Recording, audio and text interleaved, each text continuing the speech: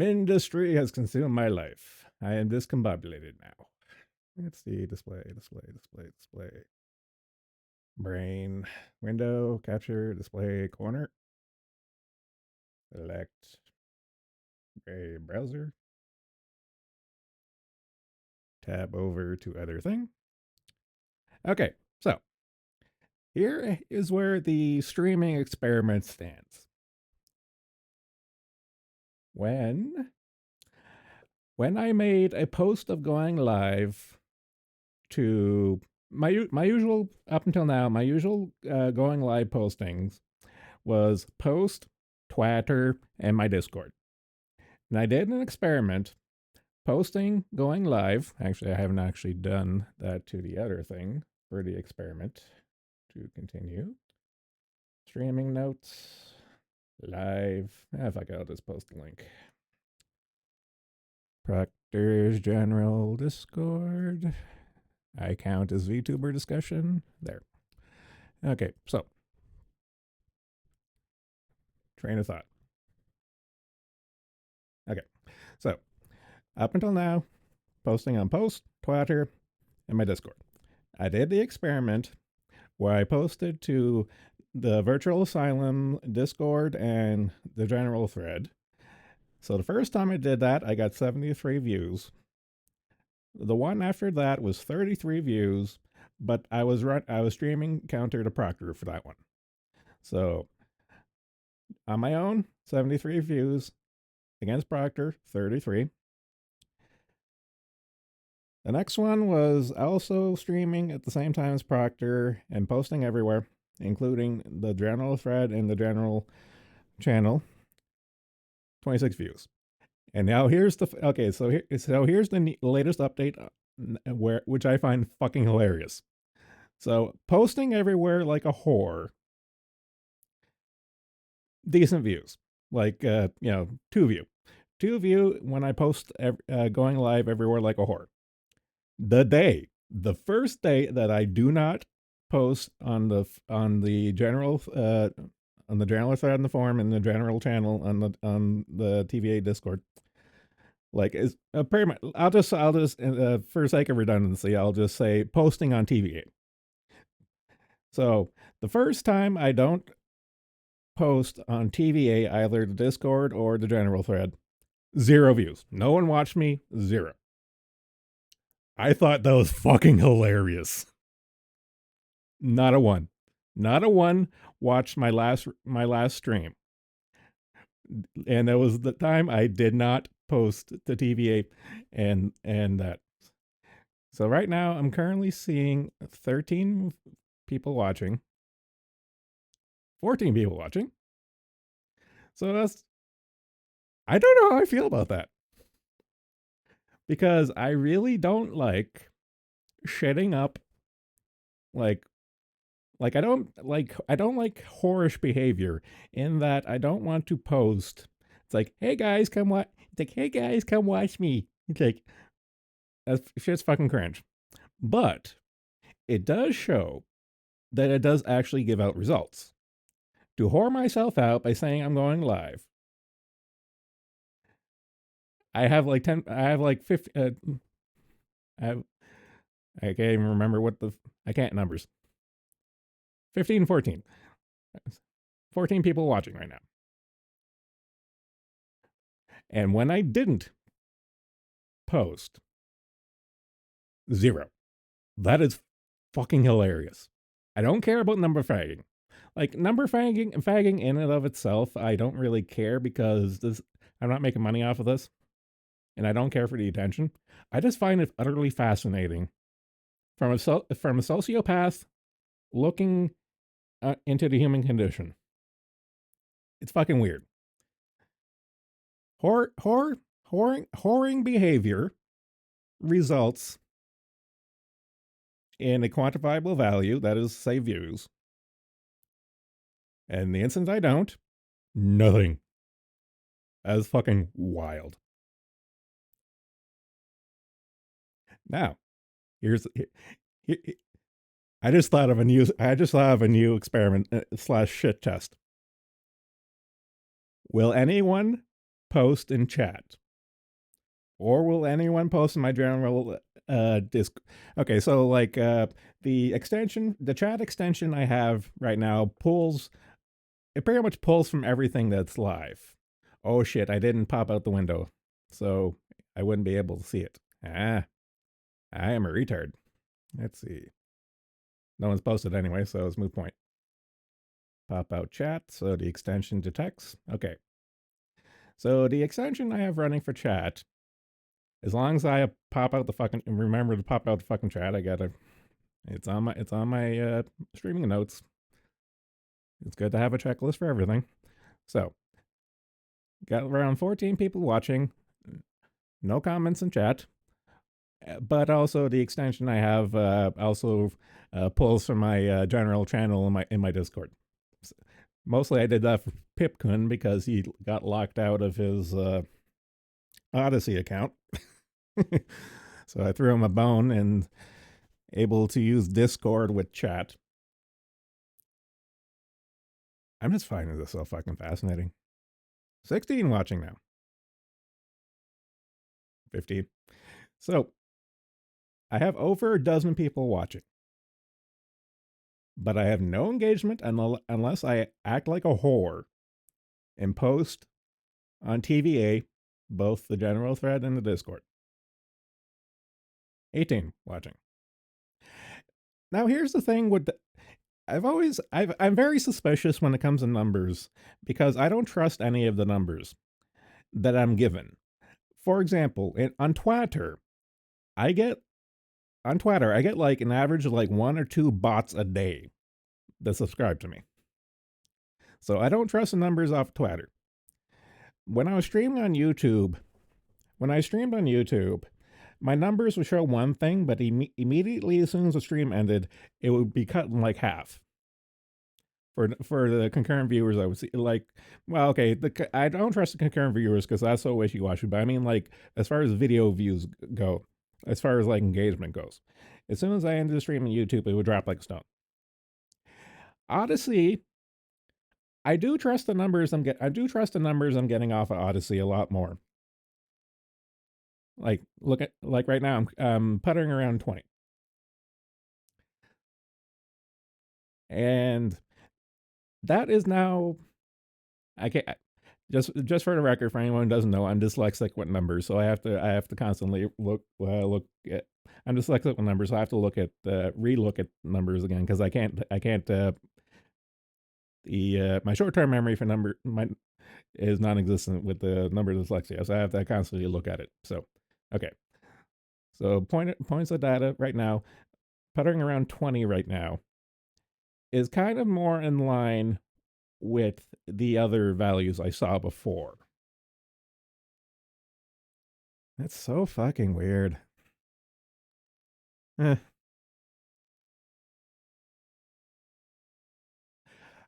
So I have to wonder, do I just say fuck it and I'll just post going live in the general like on TVA? Just posting going live on TVA, does that result in value? Is that worthwhile? Like I don't exactly post like anymore either on the threads or chit chatting in the channel unless I feel like it and stuff because like I've when the VTuber thing started off in 2020 and up to about maybe last year or so, I consumed everything. I read all the threads. I kept in touch with everything. Kept up, but then now I'm kind of just like, okay, that's eating up a lot of my time. Dial it back to what I feel like or what I want to. And dial back, dial back, dial back. That goes for like reading some of my like my GIMP shit posts and stuff. That's kind of like dialed down, and it's kind of more like when I'm in the mood for it. I haven't. I no longer make it my obligation to keep in touch with on top of everything.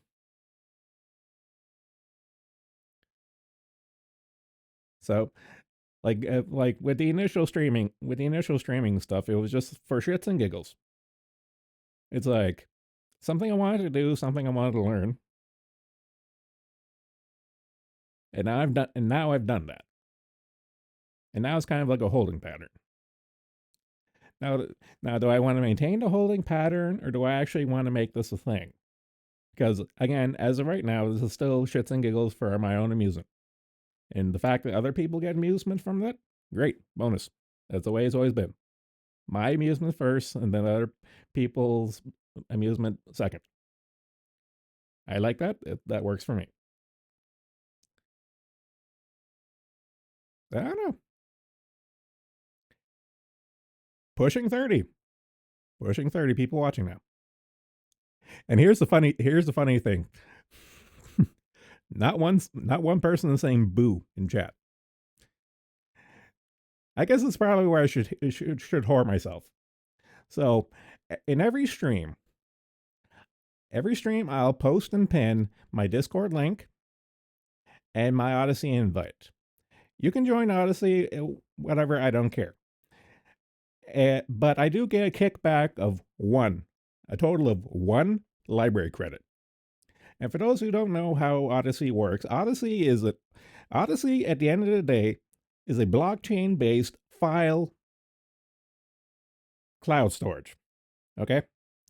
It's not a video streaming site. Odyssey back in the day was called a library, and it runs the library blockchain and has the library token credit, the library credit, and that's the crypto token. And I like Odyssey because, again, I can say whatever the fuck I want, but it uses the blockchain as it was intended, as a digital ledger. It's not in your face. It doesn't push it at all, and it's kind of like, it's unintrusive. It's not trying to sell you something. I like it. It's just like, here's the system. Use it or don't. We don't care. I like that. So going back to my invite. So my invite link, if you sign up for Odyssey using my invite code, I get a kickback of one library credit. That's not a lot. And I'll just go to my. Actually, I'm gonna go full screen since I'm. Let's see, capture full corner. No, not game. I want game capture. Let's see, window full, window Brave, Odyssey.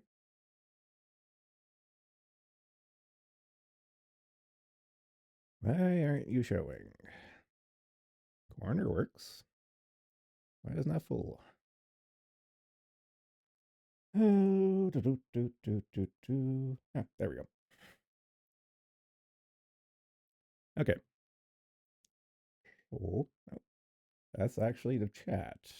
Actually, that's what I'm talking about right now, so that's fine. Okay, so train of thought. Go to the window. Okay, so signing up for Odyssey, kickback, blah, blah, blah. Don't care. So what I wanted to show past that was change window. Okay. Let's see. Reading the news. What was I going to look for? Oh, yeah. Let's see. Odyssey. I am actually going somewhere with this. Join me on my rambling thoughts. What was I going for? 5 uploads.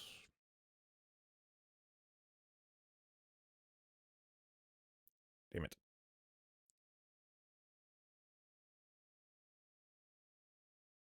Actually, I can't look at current, or can I? Update, publish, replay. I don't think I can do it while live. Okay, I was gonna show you. Okay, so I'm back on track. Okay, so library credits on Odyssey are used for many different things, as it is the currency. All I care about is that all I use it for is for making posts. So the way the library credit works is that you have to spend the credit to upload whatever. Again, as Odyssey is at the end of the day is a file storage site. I need the library credit to post, like the video, the streams. Hell, you can even post like Word files and PDFs and shit on Odyssey is great. But the thing that really made this system take off was the video service. So of course they rebranded. So of course Odyssey as the video service is the main bag for it and stuff. So the credits I have to spend the credit to make a stream or upload a video, and it's good. It's neat because you can wait. You can wait. I gotta word this correctly. You can weight the algorithm for searches by how much you spend. For example, I spend nothing. I put like 0. See 12301. I don't know if it's 1,000 or 10,000. I'm not good with decimals, but I spent like 0.001 of a credit to do these streams and to post content. So like my account shows like 16.4 library credits, but I have like a fraction of a decimal spent on actually promoting. Like I do the bare minimum to just post content and stuff. If I wanted to be more serious about it, I could say like, okay, going live on this here, like spend like a credit or two, and that would boost in the algorithm for viewability and searching and stuff. But I don't care about that. But I could. That's the thing.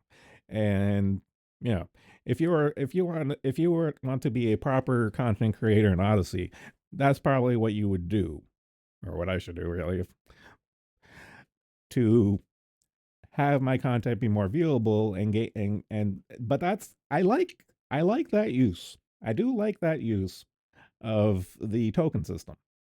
It's like you can put in as much as you want or put as little as you want. And that way you can help curate the algorithm a little bit better as opposed to it being like for example on YouTube. The YouTube search algorithm is much like Wall Street. People say they work on Wall Street, they don't. The algorithms, machine learning, like whatever you want to call it, the computers run Wall Street. Same thing with YouTube and Google and stuff. It's like the computers run everything. On Odyssey, I don't know I can't see that being as much as the case, because the way the system works is that the users are the algorithm. It's like, okay, I want to game the algorithm more. I'll just put more library credits towards being viewable. And the same thing for actually watchers and stuff, because you can either I don't know exactly what they call it, but like their equivalent of super chats. Odyssey's equivalent of super chats and stuff. You can super chat like money, or you can super chat library credits. And if you ever do that, for the love of God, if you just want to super chat a library credit to me or something, don't do a whole library credit. Just do like a fraction. Do what I do. Just point like 0.0001. Like I don't care.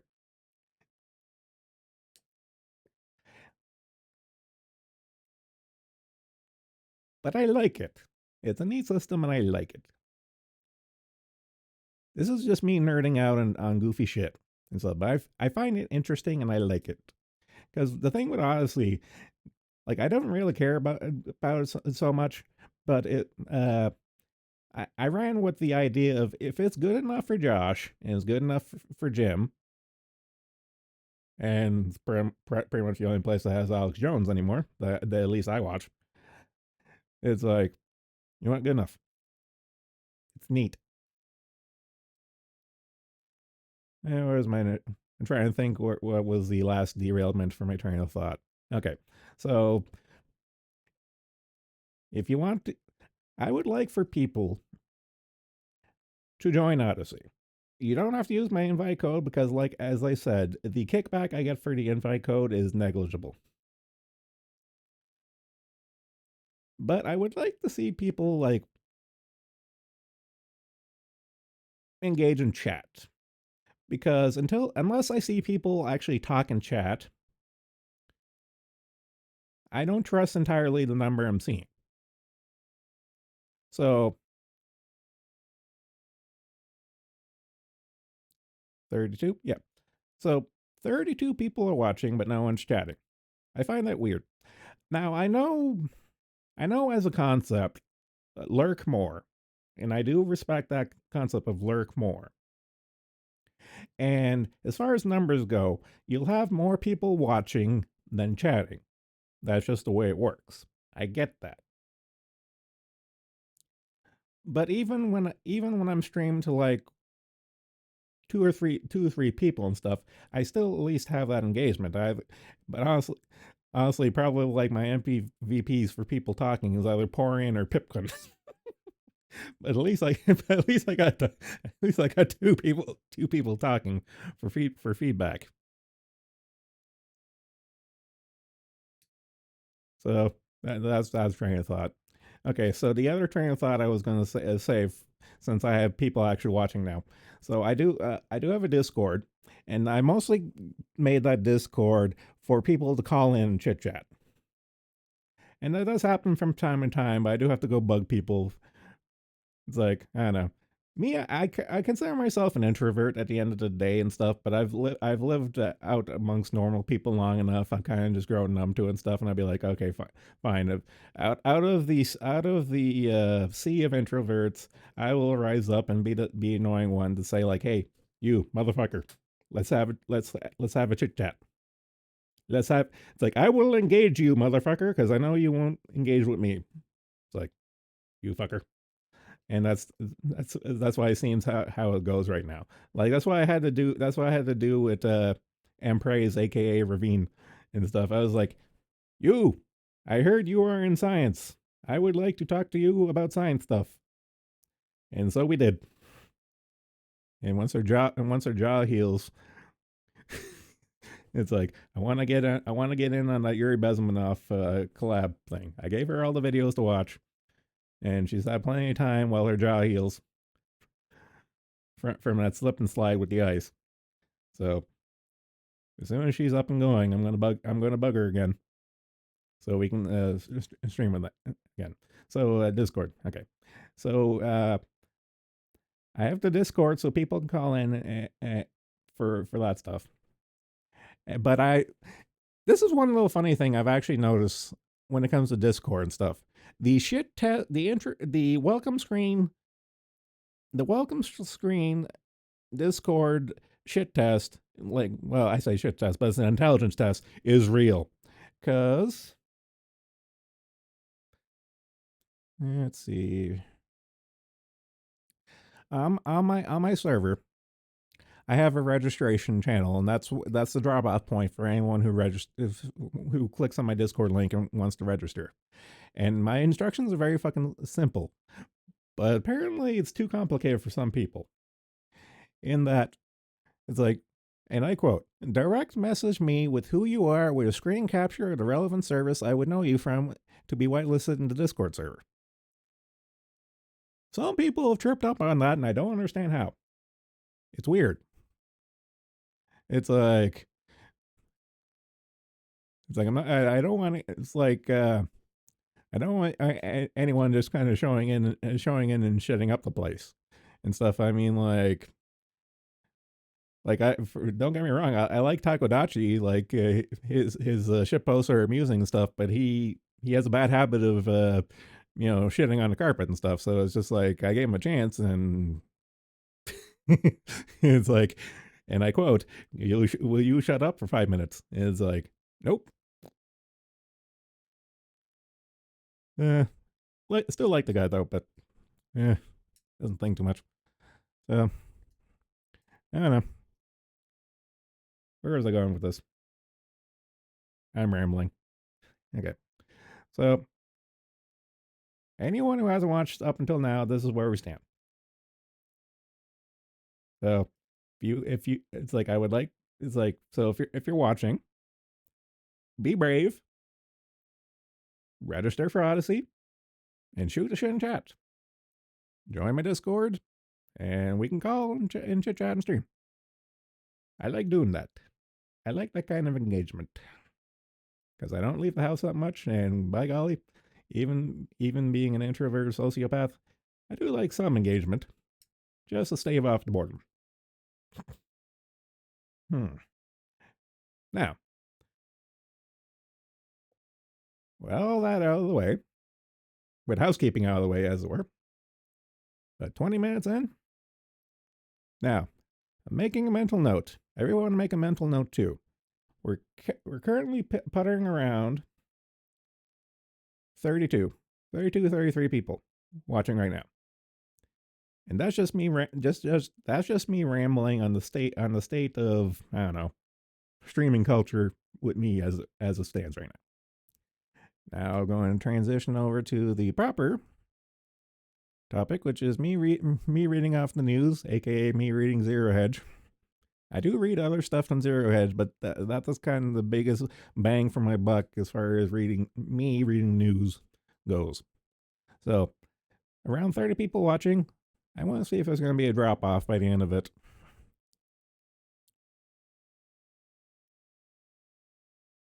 Let's see. Okay. Is the deep sea mining boom inevitable? I've been covering I've always had. Okay, when it comes to geology, I do have a soft spot for hydrogeology and anything dealing with water and geology. I've always had a soft spot for that. I never did take hydrogeology as a course because it conflicted with the more I need these courses and stuff. So I never did end up taking it. But I do keep up with the industry as it were and stuff. And I don't know if I consider deep sea mining part of hydrogeology because it doesn't really deal with water geology, but it's geology in the water. Deep thoughts. Deep thoughts with Zenler. Oh god. Okay, but either way, I've always had an interest.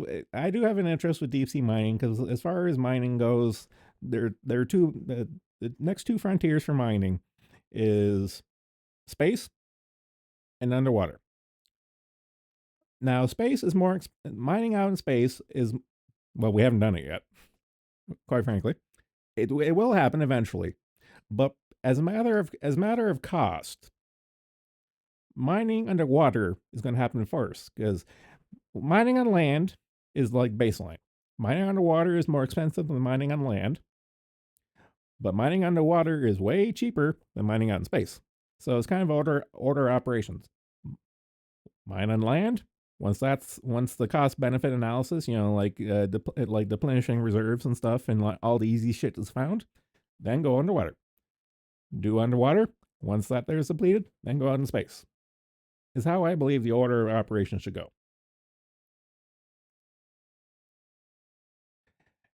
And so I've been covering this off and on for a while now because underwater mining, like as a thing, it's starting up.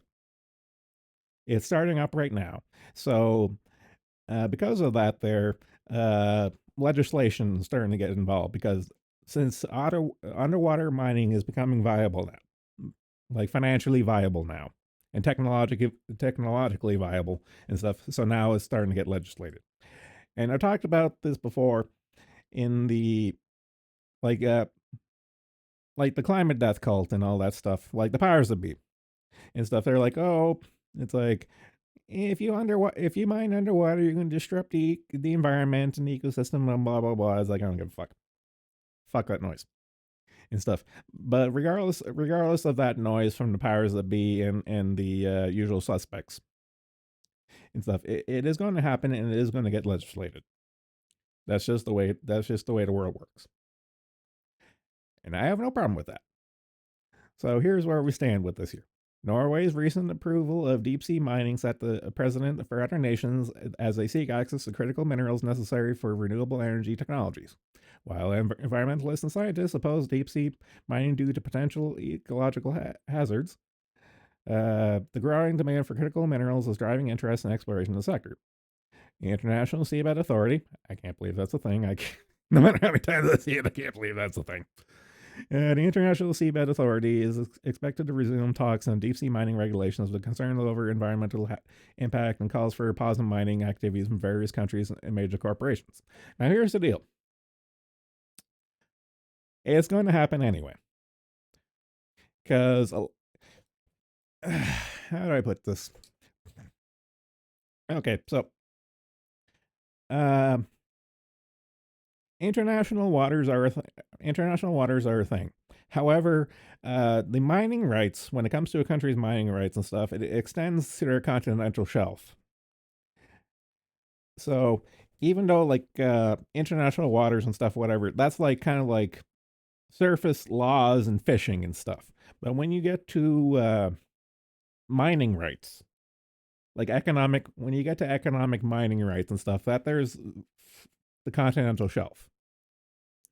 And this is why a lot of mapping and geography and stuff is very geopolitically sensitive and stuff. So, like, let's pick on Norway. Norway is going full fuck force. It's like, yes, let's mine that stuff. So that covers like their mining rights for their continental shelf and stuff. And this is going to be a test bed for other countries for how they're going to go about the things.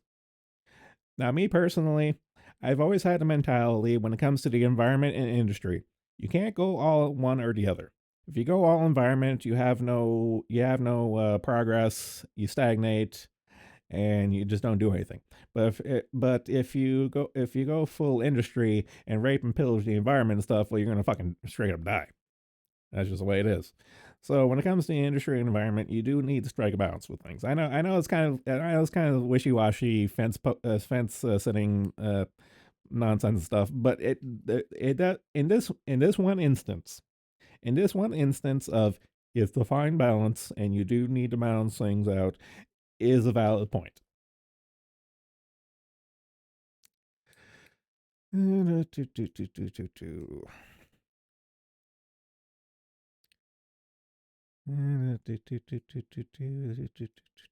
Okay, so one point I want to make on this here article specifically, because just reading it reminded me, the International Seabed Authority is a division of the United Nations.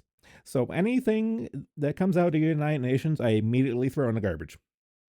So pretty much anything the International Seabed Authority says, I say do the opposite. So they want to be like, oh, we need to protect the environment. Well, in that case, fuck them. They're the United Nations. Opinion immediately goes in the garbage. Going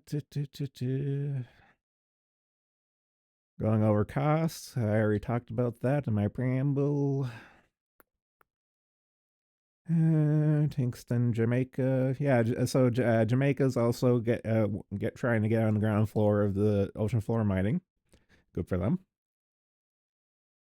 ISA regulates mining across 54% of the world's oceans. They can go fuck themselves.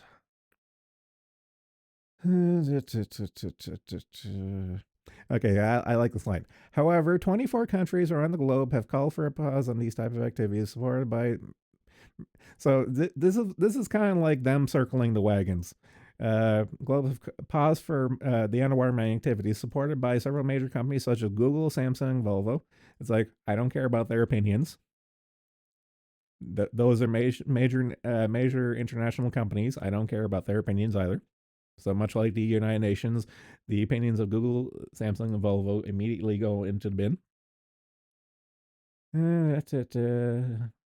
Deep sea mining requires the use of heavy machinery to remove metals and minerals from the ocean floor. There's a fear that commencing deep sea mining operations before fully understanding the potential impact of seabed could lead to permanent harm in marine life and ecosystems. This comes back to the balance between environment and industry. I respect the environment to a point. I respect industry to a point. You need both. It takes the age old thing. It takes two to tango. You need the environment and you need an industry. But here's why I have a problem with this here, because the United Nations and the powers that be, they're using the environment as a cudgel. Like the ESG, the bridge, like all that's all the tools that the powers that be use to control us. It's like they're they're using this is the age old tactics and stuff. They'll use the feel good thing of the environment to bludgeon you into not doing in this case industry and stuff. It's like, no, fuck you. We need industry. And here's a kick. Here's I said this before and I'll say this again.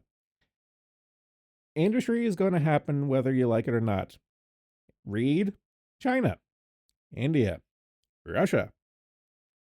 I'm going to pick on China because they're the poster child for this. China, like like using the case of economic minerals, specifically rare earth elements, aka the EV minerals. You know, like the critical mineral stuff. There are multiple reasons why China is the world leader in these things. Do they you have to remember, rare earth elements are a bit of a misnomer. They're not rare.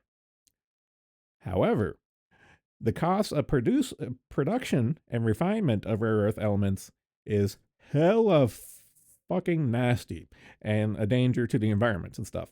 So does China care about the environment? No. It will rape and pillage and process until the cows come home. Doesn't matter how many bodies they have to throw at it. Doesn't matter how much pollution they make. They don't care. They'll flood the market because they can get away with it. And that's why producing this shit in like the Western countries is not economically viable compared to China because they don't give a fuck. We give a fuck when it comes to the environment stuff, as we should. You know, China's gonna pay for it in the long term when it comes to the environment and stuff. But unfortunately, in the short term and stuff, they control the world's market when it comes to some of these resources. Me personally, I'm more of a long game thing. Should we care? Should we care about the environment? Yes. Should we be careful about going into things? Yes. Am I going to pretend that us tiptoeing around the environment is going to protect in the long run if people disregard it? Read China? No. So again, give and take, balance. So I don't know. Again, okay, this article is really good because it's just a micro it's a microcosm of it's a microcosm of things I'm interested in. So it's in terms things I'm interested in terms of like geology, duh, and geopolitics, duh. Two of my favorite, actually three of my favorite things: geology, politics, and economics. uh, what was this? Thank you, oilprice.com, for my deep sea mining geopolitical rant. So to sum it up, underwater mining is going to happen whether we like it or not. And yes, we should be smart about it. It's like we should be smart about it, but we shouldn't be too scared by the powers that be saying, "Oh, you're going to destroy the environment." It's like, fuck you. We'll take care of the environment, but we're not going to let it stop us because it's not going to stop everyone. Because, for example, if let's say, for example, every country in the world legislates against underwater mining, except China. China will now have a monopoly on the entirety of the world's ocean resources, and I'm sure they're not going to keep it to just the now up to 10 dash line. That's just not how it's going to pan out. So, hopefully, I'm hoping that most countries will just look at the UN and be like, okay, yeah, sure, whatever, and pay lip service to the United Nations and just end up going to do their own thing. I hope. So, I think that was neat. Move you up over there. Let's see. So,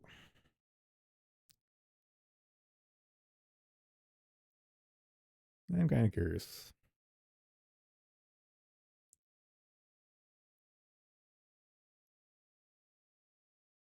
29, 29. Yep. Okay, so we're still okay. We got through one news article, puttering around, still around 30 people. Good. But that was an oil price. article. It had a perfect storm of my interest. Now, this next article is kind of good. Another geology geopolitical one to ease into the subject matter, and it involves Sweden. Pour in. Where are you? It's like, this is your neck of the woods. Sweden to remove uranium ban. Is this really long? Nah, it's a short one. I'll just read it verbatim. For those who don't know, I don't like reading news articles verbatim. I'll whenever I read news articles I'm going to cover and stuff, I make an archive of it and I post. I have a news link channel in my Discord. So if you want to like get the heads up what I'm going to cover and stuff or what I have covered and stuff, join my Discord. Look, feels I feel dirty saying that. But if you join my Discord, you can go to the news link channel and see everything up. I'm going to that I've done. So let's see. Sweden to remove uranium ban.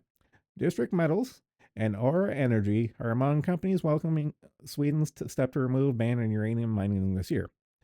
As an aside, I mark where I've read.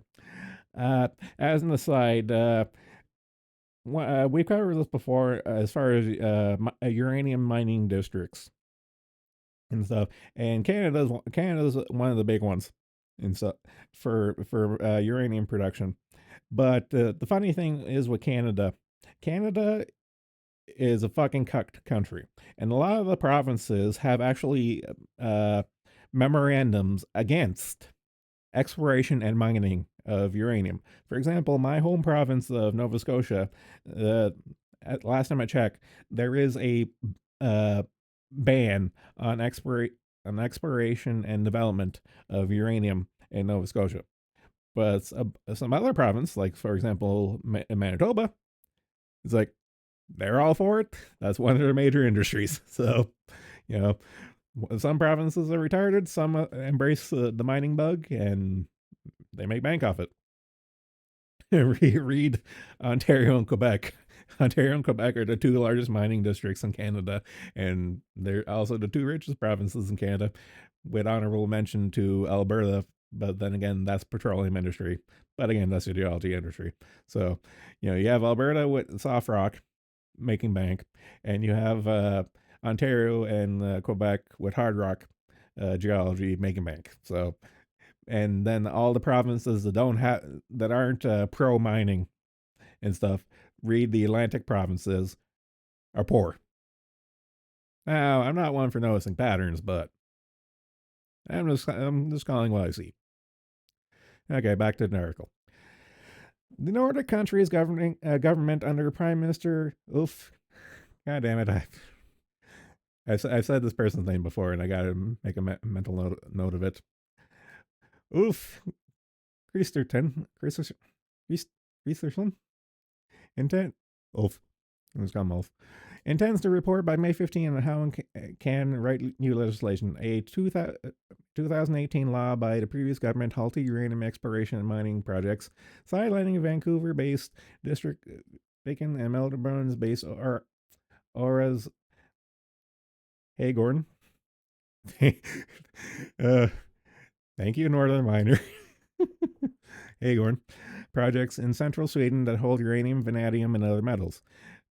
District Viking deposit, 570 kilometers north of Stockholm, is among the world's largest deposits of uranium and vanadium based on a 2010 historical resource estimate. It shows 2.8 billion inferred tons, grading 170 parts per million uranium and 2,680 parts per million vanadium for 1 billion pound contained uranium and 16 billion pound vanadium.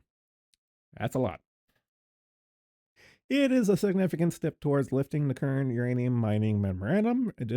District CEO Garrett Ainsworth said this week the Swedish government has made its intentions clear by stating the current ban on uranium mining will be removed. While Sweden's uranium output is minor by global comparison, its resource accounts for 27% of Europe's, according to the country's geological survey. The heavy metal has more than doubled its price in the past 12 months to 102 per pound as nuclear continues its resurgence as a cleaner energy than fossil fuels, and major producers such as Kazakhstan, Canada, and Niger report supply hiccups. And I've covered this topic before in that if you really want to be serious, like, okay, to be real, it's like, is anthropogenic global warming a thing? Yes. Is it a big deal in the grand scheme of things? No. Should we, much like the underwater mining thing? It's like, should we clean up our act? Yes. Is everyone going to clean up their act? No.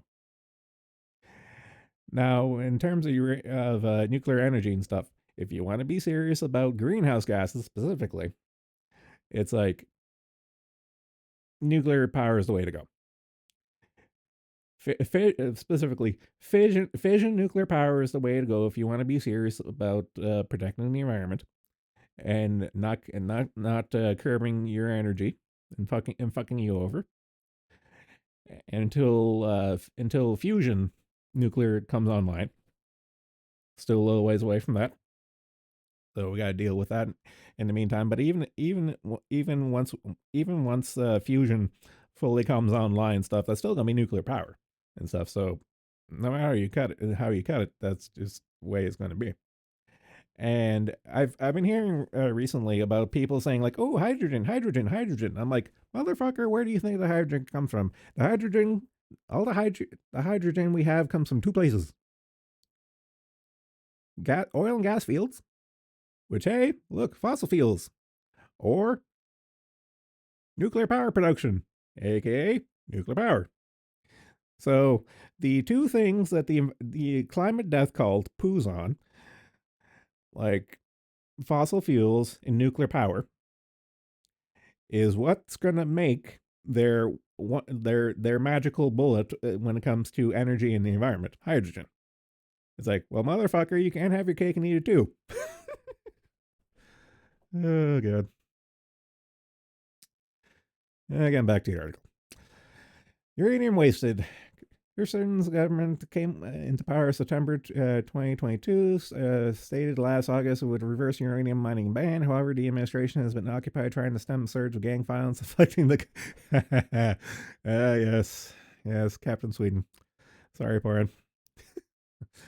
The Captain Sweden moment of gang violence affecting the country while resisting anti-immigrant policies of a coalition party it relies on for support.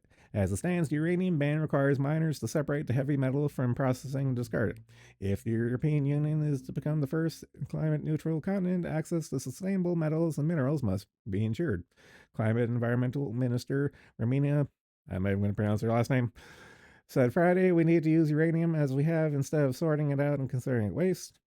Shares in District Metals gained 15% since Friday to 30 cents apiece in Toronto, valuing the company at $32.5 million. In November, Sweden approved plans to build two large-scale reactors by 2035, an equivalent of 10 new reactors a decade later.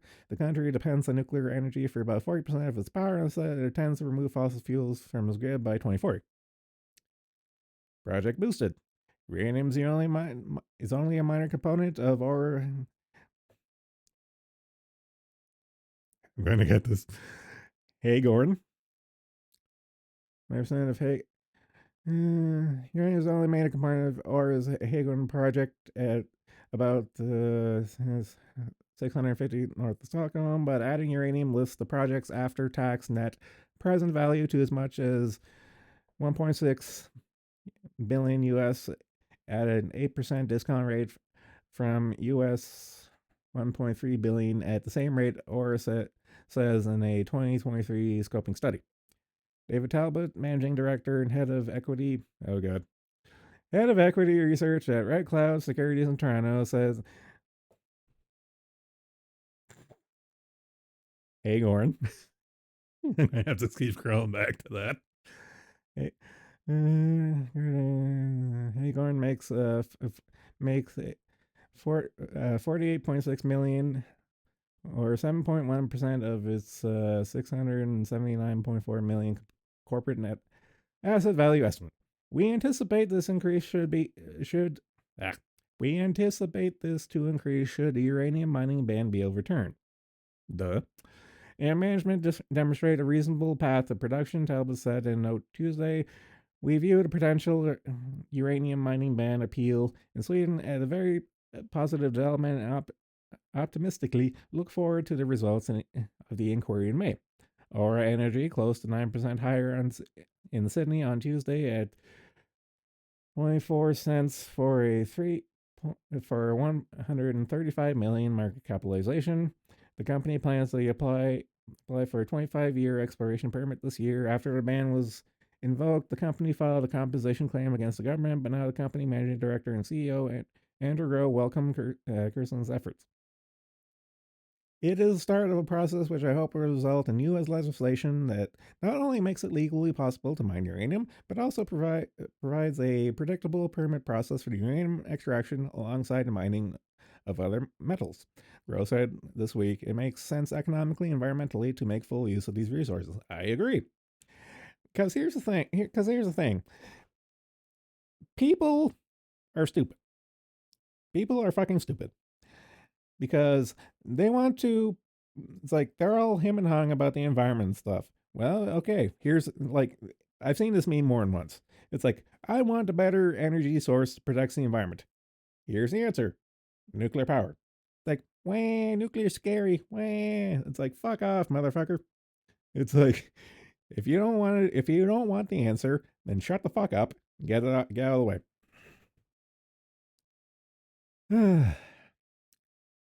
I take these little white pills and stuff because like like I can honestly pinpoint I can actually pinpoint the inflection point. Everyone was all about the environment and stuff up until the war in Ukraine. Once the easy money of Russian fossil fuels dried up, suddenly energy became an important thing again. And then oh my god, we closed all like I'll pick on Germany in this case. In Germany, Germany closed all their nuclear power plants, and then the war in Ukraine started, and now the Germans are burning coal for power.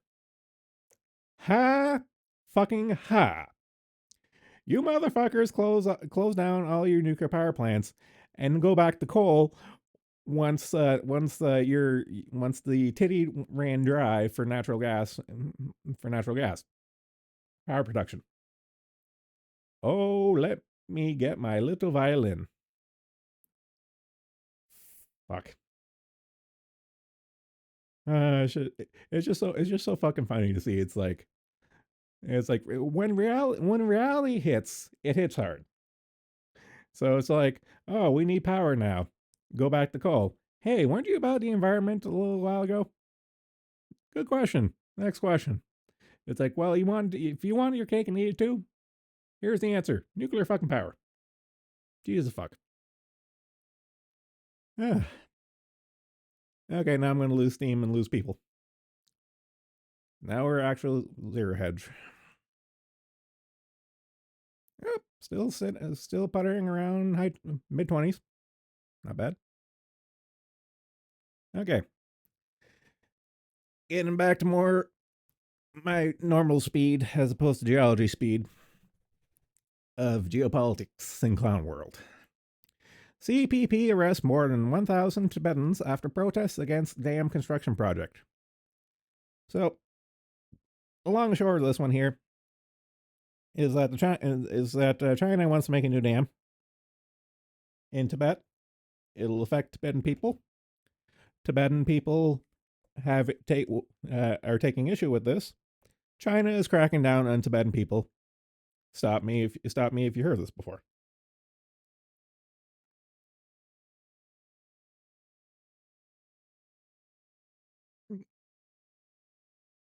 Let's see. State Department is expressing concern about recent mass arrests of Tibetans in China. More than thousands, including monks, were arrested in China on Friday. The current status of those arrested is currently unknown. I'm sure they're living long and healthy lives. The United States stands with Tibetans and preserving their unique cultural and religious and linguistic identity as long as you don't actually have to put boots on the ground. They'll say that. Outrageous what's happening in Tibet right now. Let's not forget Tibet. Blah, blah, blah. Chinese authorities' disregards for the rights of Tibetans is unacceptable by any measure. Yeah, but are you actually going to do anything about it? Yeah. Yeah, much like a feminist saying like, okay, women's rights. Okay, you want to fight for women's rights? Go to the fucking Middle East. In this case, like, oh, you want rights for ethnic Tibetans? It's like, go, go knock on Beijing's door and then get back to me and see how that goes. So, blah blah blah. So, shit's going down in Tibet. This we're probably going to hear about this about, again in the not too future. Mark my words on it.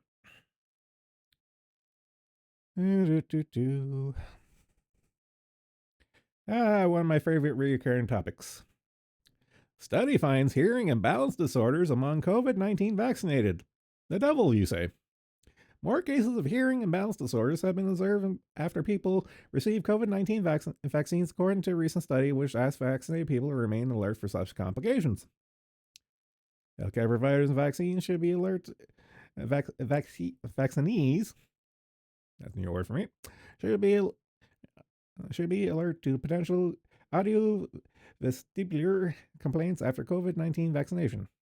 Increase in incidence of vertigo and tinnitus. I've covered this before, specifically the vertigo and tinnitus thing, because I remember reading an article where well, again, I say vaccine in quotation marks. It's gene therapy.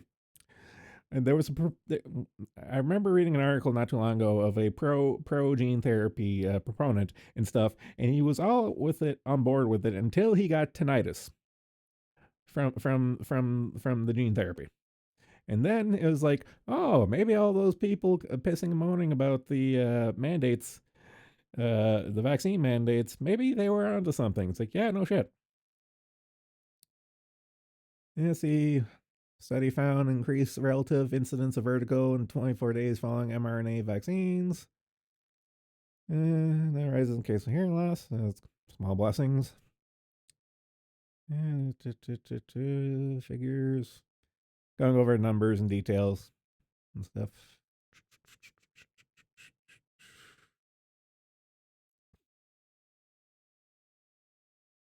Tinnitus takes quality of life. Numbers.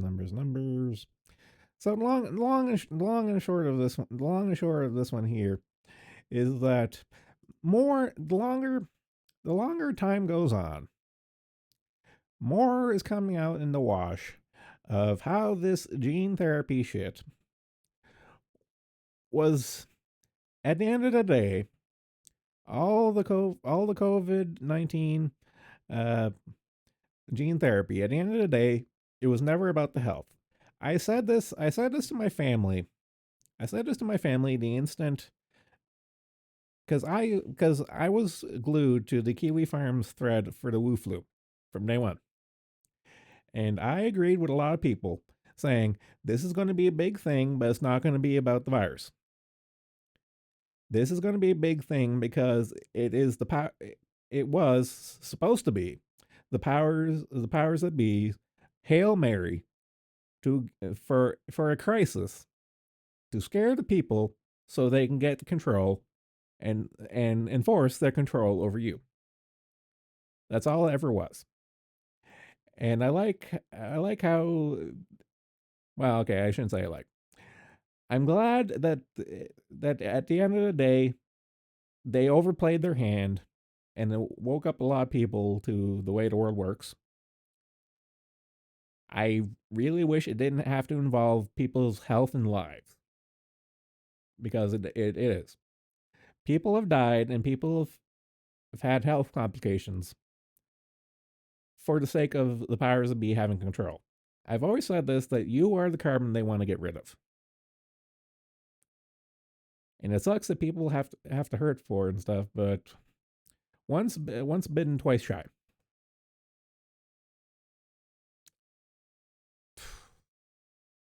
Speaking of power grab, I like it. I like it. I like it. I like how I like it how I do tend to focus on several repeated subjects and stuff, but they do tie into each other from time to time for the article lineups, and I find that amusing. A power grab. Doctors say WHO wants to dictate U.S. health policy, and this isn't very surprising because if you control the United States, you control the world effectively. The the United States is an empire in decline. However, they are still the major empire. And until they completely collapse, they are still a metric to go on. You control the United States, you control the world. And in this case, the doctors say who wants to dictate U.S. policy. So if the World Health Organization, who I need to remind people, World Health Organization is again a subset of the United Nations. So as I said before, with with the Seabed Authority, the World Health Organization is part of the United Nations. Everything the United Nations says goes immediately in the garbage. But you need to pay attention to what your enemies are doing and stuff, because if you remain ignorant on your enemy's policies, then that's going to bite you in the ass because you're not paying attention. Information is power. The World Health Organization is aiming to weaponize public health. Too late for that. But go on. To advance centralized control over medicine and expand that power to anything else that can be defined as public health crisis.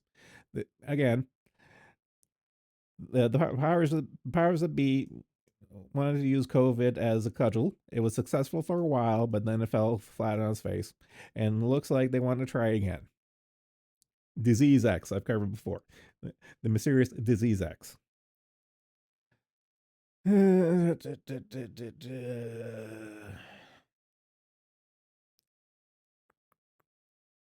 talked about these guys before. Dr. Robert Malone and Dr. Brooke Miller.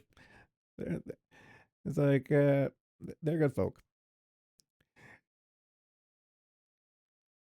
So they're raising the issue that World Health Organization is being the dirty little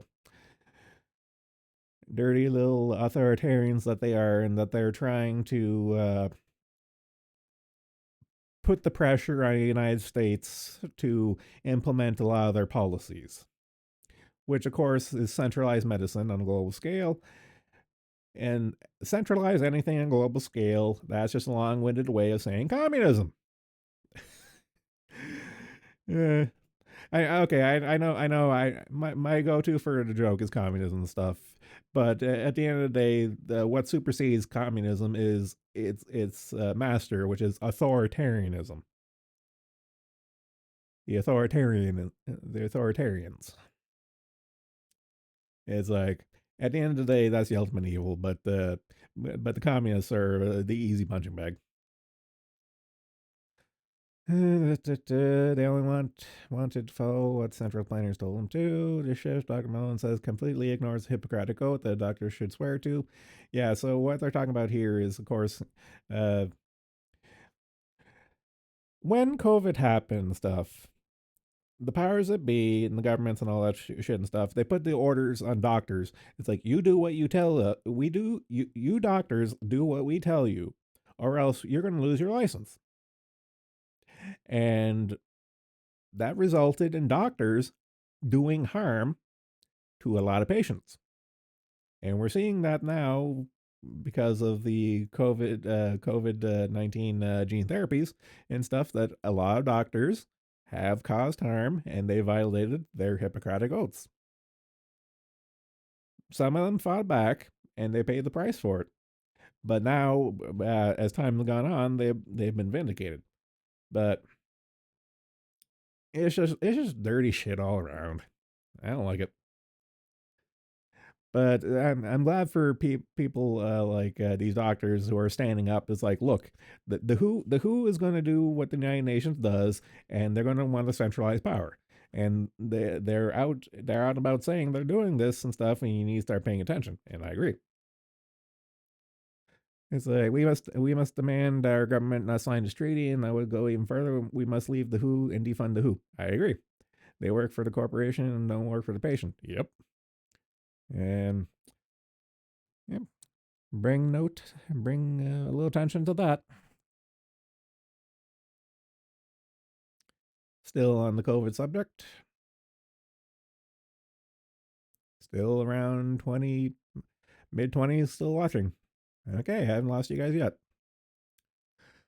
Study finds increasing time between COVID vaccine dose reduces risk of myocarditis, yet cardiologists raise concerns.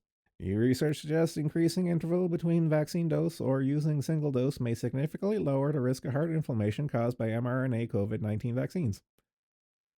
Yeah, some cardiologists are concerned about the asymptomatic myocarditis and say risk of heart inflammation in the population group is not a risk experiencing severe COVID-19 too much. So,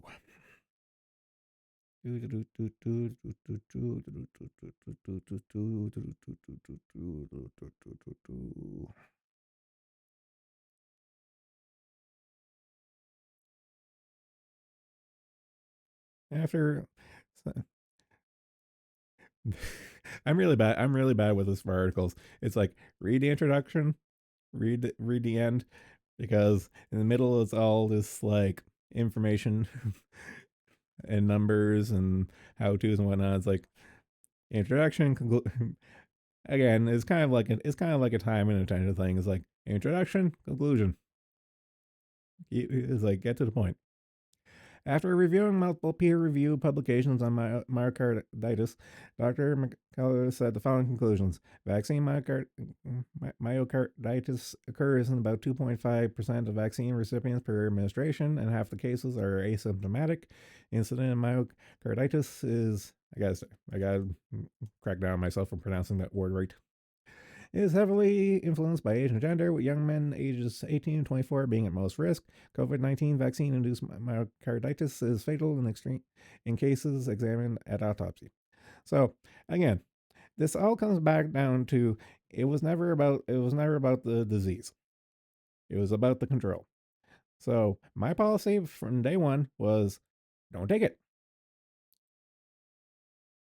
And as time goes on, this just bears fruit. It's like don't take it. It's not worth it. The cost benefit analysis is wholly in favor of not taking it. And it's for dangerous thoughts like this, the reason why I got a medical misinformation strike on my YouTube channel, and that's why I don't stream on YouTube anymore. Because these dangerous thoughts are dangerous. They might force you to have to think for yourself and not get fed the goy slop from your betters and the powers that be.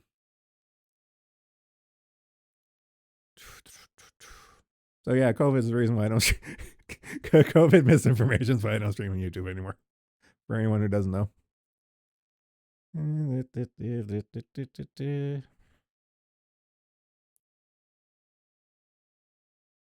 Click the right one. Okay, I've been following this for the last little while. Intuitive Machines moon mission nears ends. Shares crash harder than lunar lander. So the TLDR is that Intuitive Machines rented the SpaceX launch, and this is the company. This is the company that put the lander on the moon. So the funny thing was, they landed on the moon. Stock runs up. It comes out in the news afterwards that the lander actually tipped over. It didn't land properly. It tipped over, and the stock went down. And now since the lander didn't land properly and stuff, it's the solar panels. Since it's knocked over, the solar panels aren't getting enough sun. So pretty much, the long story short, is the battery is running out on the lander. So they're getting what they can, but overall, like the stock price says it best. Lift off from Candy to the moon, literally. Welcomes to the moon, to the moon. Bad moon landing, crash. Mission ends when the battery runs out. End. There's a lot of retail activity driving volatility in stocks right now, and probably shorting associated with that. Would be helpful to get more color and reliability of Moonlander comms, Canaccord, Genuity analysis. Austin Mueller said, and it's gone. Thanks for playing the space bubble. Oh god, too funny.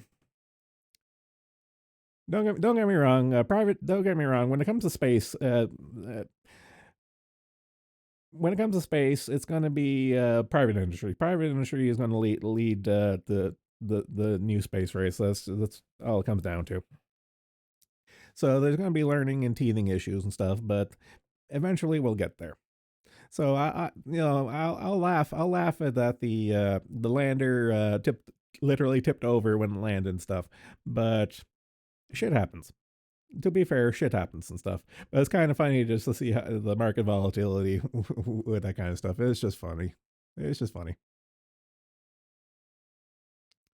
Okay, there's a few articles lined up in what I want to air quote World War III topics.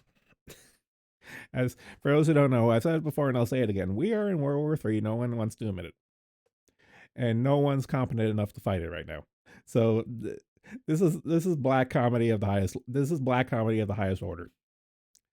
Moscow reacts to Macron proposing European boots in the ground in Ukraine.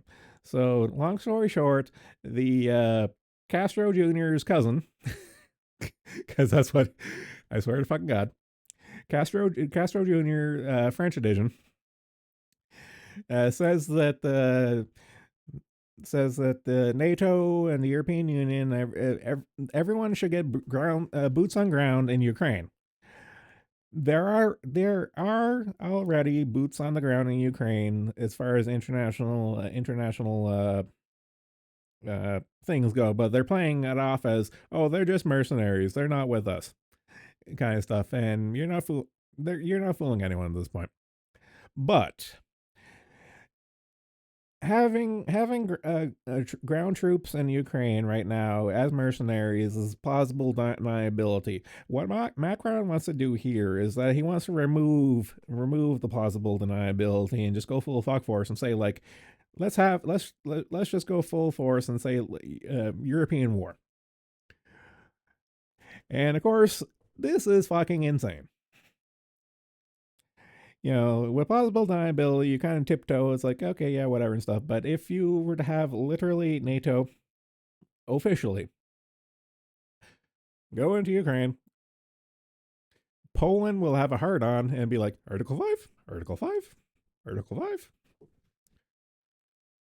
Because it will spill outside of Ukraine in immediately. Okay,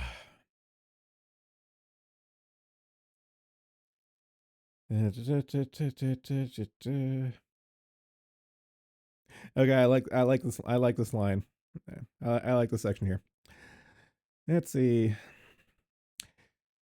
As for the Kremlin response to Macron raising the issue, boots on the ground, it was snippy and sarcastic, calling out the French hypocrisy. As Emmanuel Macron's statement about potentially deploying NATO troops in Ukraine, one gets the strong feeling that the French president realizes neither what his subordinates say nor what he says himself. The diplomat wrote in Telegram. Zakharov pointed out this regard that just a month ago, the top French diplomat had denied that Paris was involved in recruiting mercenaries for the Kiev regime, slamming direct evidence as crude Russian propaganda. Referencing an infamous French SS division from World War II, Zakharov further quipped, Emmanuel, have you decided to form Charlemagne II division to defend Ukrainian President Vladimir Zelensky's bunker? But Moscow also warned major direct conflict with the West. According to more from the Kremlin response, the very fact of discussing the possibility of sending certain contingents to Ukraine from NATO countries was a very important new element. I agree. In that case, we would need to talk about not about the probability, but the inevitability of a direct conflict. I agree. So it's just like, I am a student of history. Geology is measured in billions and millions of years. That's my bread and butter. Human history is nothing. compared to geology history. So, being a student of geology, I consider human history cute. As such, I do find it interesting, and I do have an interest in history, human history, and particularly of the lead up of World War One and World War Two, which is why I say that we are right now in World War Three. No one wants to admit it. Everyone has in their mind that World War Three is automatic nukes. No, it's not. You need a lead up to the nukes. The nukes don't just you don't just snap your finger and nukes happen. No, there needs to be the escalation to nukes, and for that, there you need a ground. You need World War Three. World War Three needs to start as a conventional war. It's kind of weird to say conventional world war, but that's the way it is. So World War Three needs to start conventionally, and that's where we're at right now. And of course, the powers that be, Macron being one of them, of course he wants to. Of course he wants to fucking kick World War Three into hyperdrive. They don't think they're gonna die because they huff their own farts and they live in their own bubbles. That's just the way it is. So shit's gonna get spicy. Okay, here's a little regular scheduled clown world thing to take the edge off. Still 24.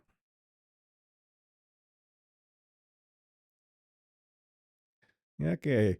FBI chooses stock image of well dressed white woman to depict organized retail crime. FBI was roasted on X for choosing to depict the problem of organized retail crime with an image of two well dressed white women. Let's see. Higher prices, dangerous products, and closing businesses. These are just some of the impacts of organized retail theft that has on everyday Americans. Learn what the FBI does to combat these crimes on the federal level to protect shoppers across the country. And of course, pretty looking, well dressed blonde and brunette are clearly the faces of retail theft. Yes, really. Higher prices, dangerous products, and closing businesses. Law enforcement body post on next. These are just some. Yeah, okay, I just read that. I'm just quoting it. Respondents note the typical demographic of organized retail thieves in big cities doesn't correlate with the chosen image. Another image used by the FBI showed a white man stealing something from a supermarket. According to the FBI's own arrest record and crime statistics, 52.7% of robberies are carried out by blacks or African Americans, despite the fact they make up. I love statistics, and it'll never get old. Despite only making 13% of the population. Even with a significantly higher population, whites in America only account for 44.7% of robberies. The significant majority of these robberies will also have been carried out by men, making choice of well-dressed white women even more bizarre. As ever, they got ratioed into oblivion. The FBI should use this photo instead for images about retail theft. Yep.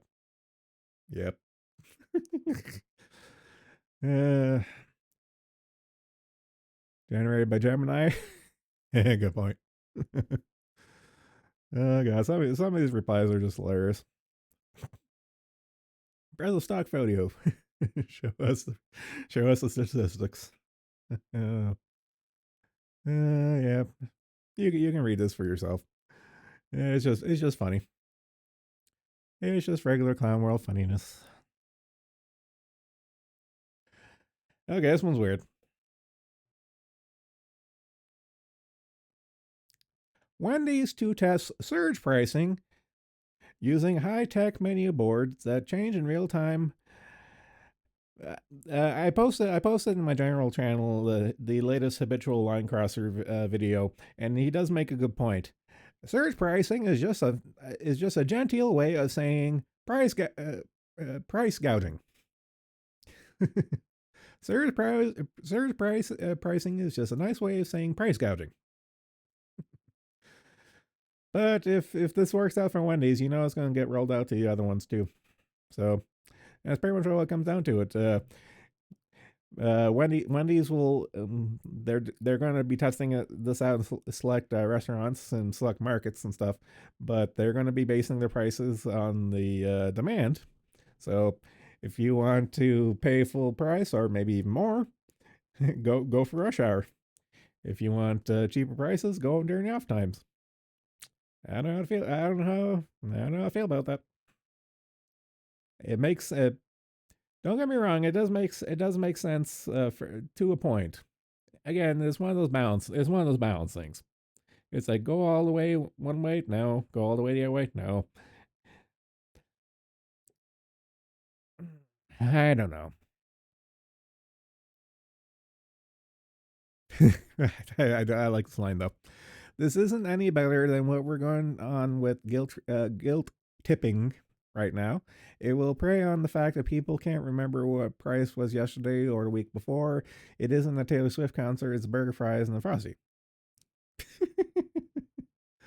Oh god. I don't know.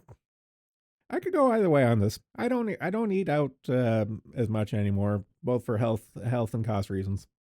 And plus the service, like the quality and service of fast food nowadays is not what it used to be. Many such cases, not what it used to be. So it's not going to affect me super much, but I'm kind of curious to see how this will pan out.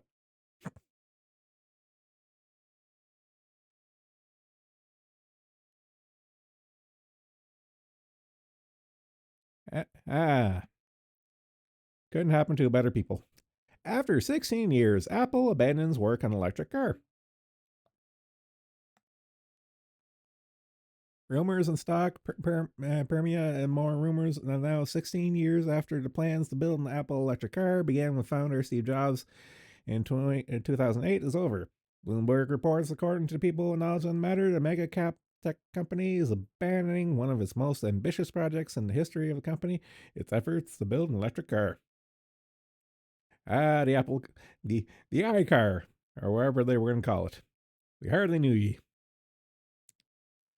Apple made a disclosure internally Tuesday, surprising nearly 2,000 employees working on the project, said the people who asked not to be identified because the announcement wasn't public.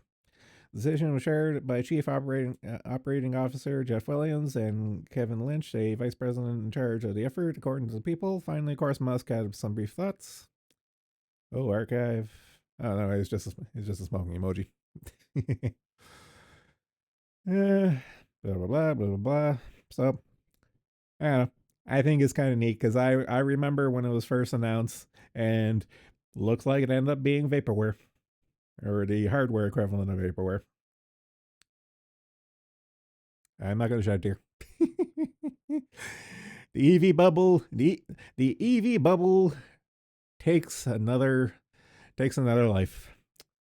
Robbed before it was even born.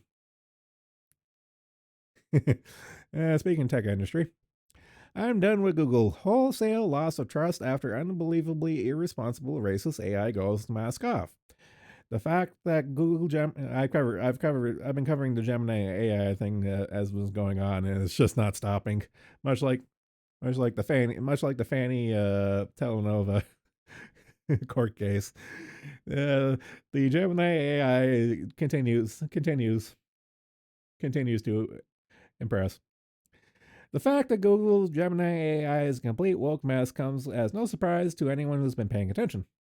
Between Google's internal culture and the fact the large language models (LLM), so I guess that's what they're calling the AI. The I guess that's the rebrand for AI inputs now is large language models are largely a reflection of the creators. Gemini was predictable as a digital poster child for racist, anti-white, anti-conservative, historical revisionist culture, as opposed to neutral purveyors of information they claim to be. Mask off, as they say. In fact, we couldn't sum it better than Mario Zurich, director of Dirac Institute of Washington, University of Washington, Seattle. In a lengthy post on X, Jurek says despite known many good individuals working there, he's done with Google. I'm done with Google. I know many good individuals working there, but as a company, they have irrevocably lost my trust. I'm moving out. Here's why. I've been reading Google Gemini damage control posts. I think they're simply not telling the truth. For one, blah blah blah, and they're just spelling out the whole thing. But long story short, much like how the powers that be overplayed their hand. The powers that be overplayed their hand with COVID, and same thing here with Google. Google overplayed their hand with the Gemini AI because I've covered this before. For example, the George Carlin AI comedy show. I covered this before, and the long and short of that one was uh, someone made a George Carlin AI, but the guy who made it is a commie. It was a commie, and you can tell the algorithm. The AI algorithm wanted to do a George Carlin bit, but the guy was pressing his finger on the button to say like make it more commie, and the George Carlin AI comedy show was schizophrenic because he would have George moments, but then it would slip in commie talking points and stuff, and that's like putting your finger on the scale. And the same thing with Google Gemini AI is that Google put their finger on the scale for the output, and we've seen this many times and stuff with these LLMs that the people making them are putting their finger on the scale for you will get the results we want you to get, as opposed to being neutral and just give me the results I want, motherfucker. But we covered and we seen all the jokes and stuff of like show me a Viking, all blacks. Show me a Nazi, blacks and Asians, no whites. Shit like that. And if it takes again, this is something so stupid and inconsequential. Again, the lose trust in Google over. But you know what? I'll take it. If it takes something stupid like this, like Gemini AI like Google overplaying their hand with Gemini AI, if this is what it takes for people to wake up on the powers that be, in this case Google, you know what? I'll take it. This is the white pill I'll take. If this is what it takes for people to wake up and say and realizing that Google is not your friend, hey, all for it.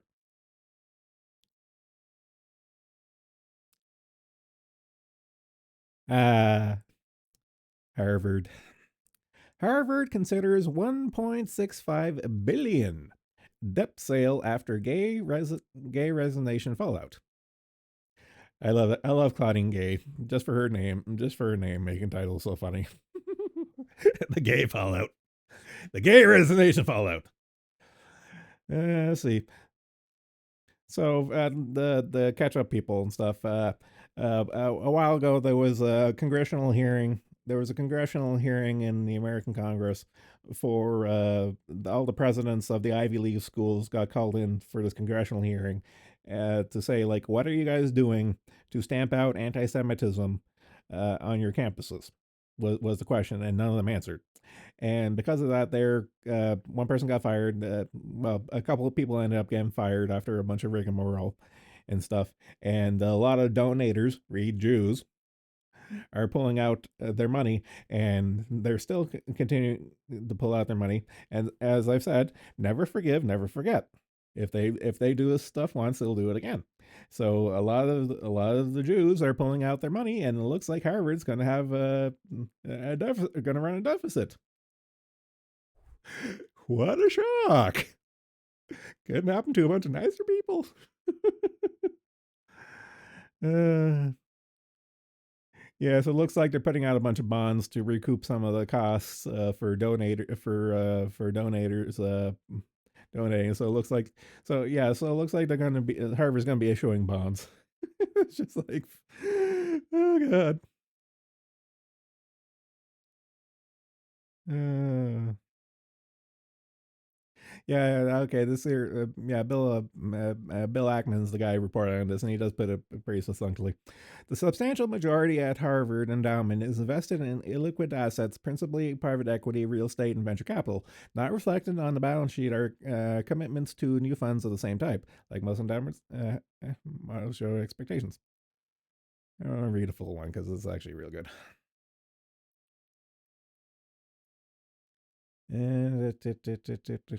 Harvard also makes assumptions about inflows from alumni donations.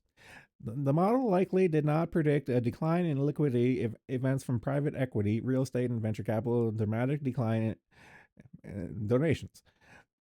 That is likely why Harvard announced its recent bond offering, which is being done in a substantially higher interest rate environment than where funds could have been raised a couple of years ago. It would be interesting to understand how much model cash flows have declined since original expectations. I wouldn't be surprised to see Harvard announce substantial cost reduction program soon. I suspect the alumni donations won't be coming back for some time. At a minimum, alumni will want to know who the next president is and the status of DEI anti-Semitism on campus before resuming donations. Harvard University floats a 1.65 billion upcoming debt sale. So again, you piss off at the end of the day, you piss off Jews, you're going to lose money. That's what it comes down to. Okay. I have a little tangent while I'm on Twitter. Thank you, Super Duper. Thank you, Rie, for liking my reading the news post. But I do have, while I'm here, I do have a little train of thought. So this is looping back on the subject where I don't trust numbers for stuff because I mildly subscribe to the dead internet theory. The dead internet theory is that the internet's dead and it's all run by bots. Okay, I wouldn't go that far, but much like Wall Street, these major tech companies, this includes Twitter, and Twitter is utterly infested with bots. I don't trust most of these here, like Jonah Lynn. I don't trust Jessica Hummingbird. I don't trust USR. I don't trust Megard. Don't trust. Like I don't trust most of these. Anyone who actually likes my post, I'll trust you. If you like my post, I'll trust you. So Ganeko, it's like I can neither confirm nor deny you're a bot, but you like to post. But as far as all these people following me, the majority of these people following me, it's like I think they're bots. And that's why I don't trust numbers because they're mostly bots. Oof. Oh, it's that time of day for reflux. Need my Pepsid. Damn it. Pepsid.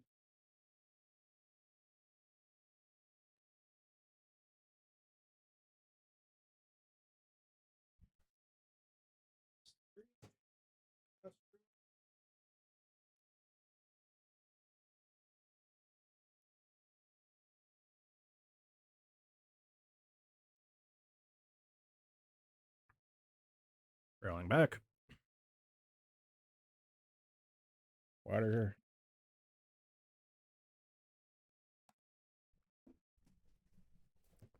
I'm gonna sit up in my chair. Oh, get better posture. Okay. As a controller, acquired. Consumed with water. How are we doing? Oh, still another 20, but dropping. Dropping like a stone. Okay. Let's see. Harvard. Okay. This one is a long essay that I'm not going to read verbatim. I'll just go over the highlights, but this is an essay worth reading. It has all gone so dreadfully wrong for the establishment.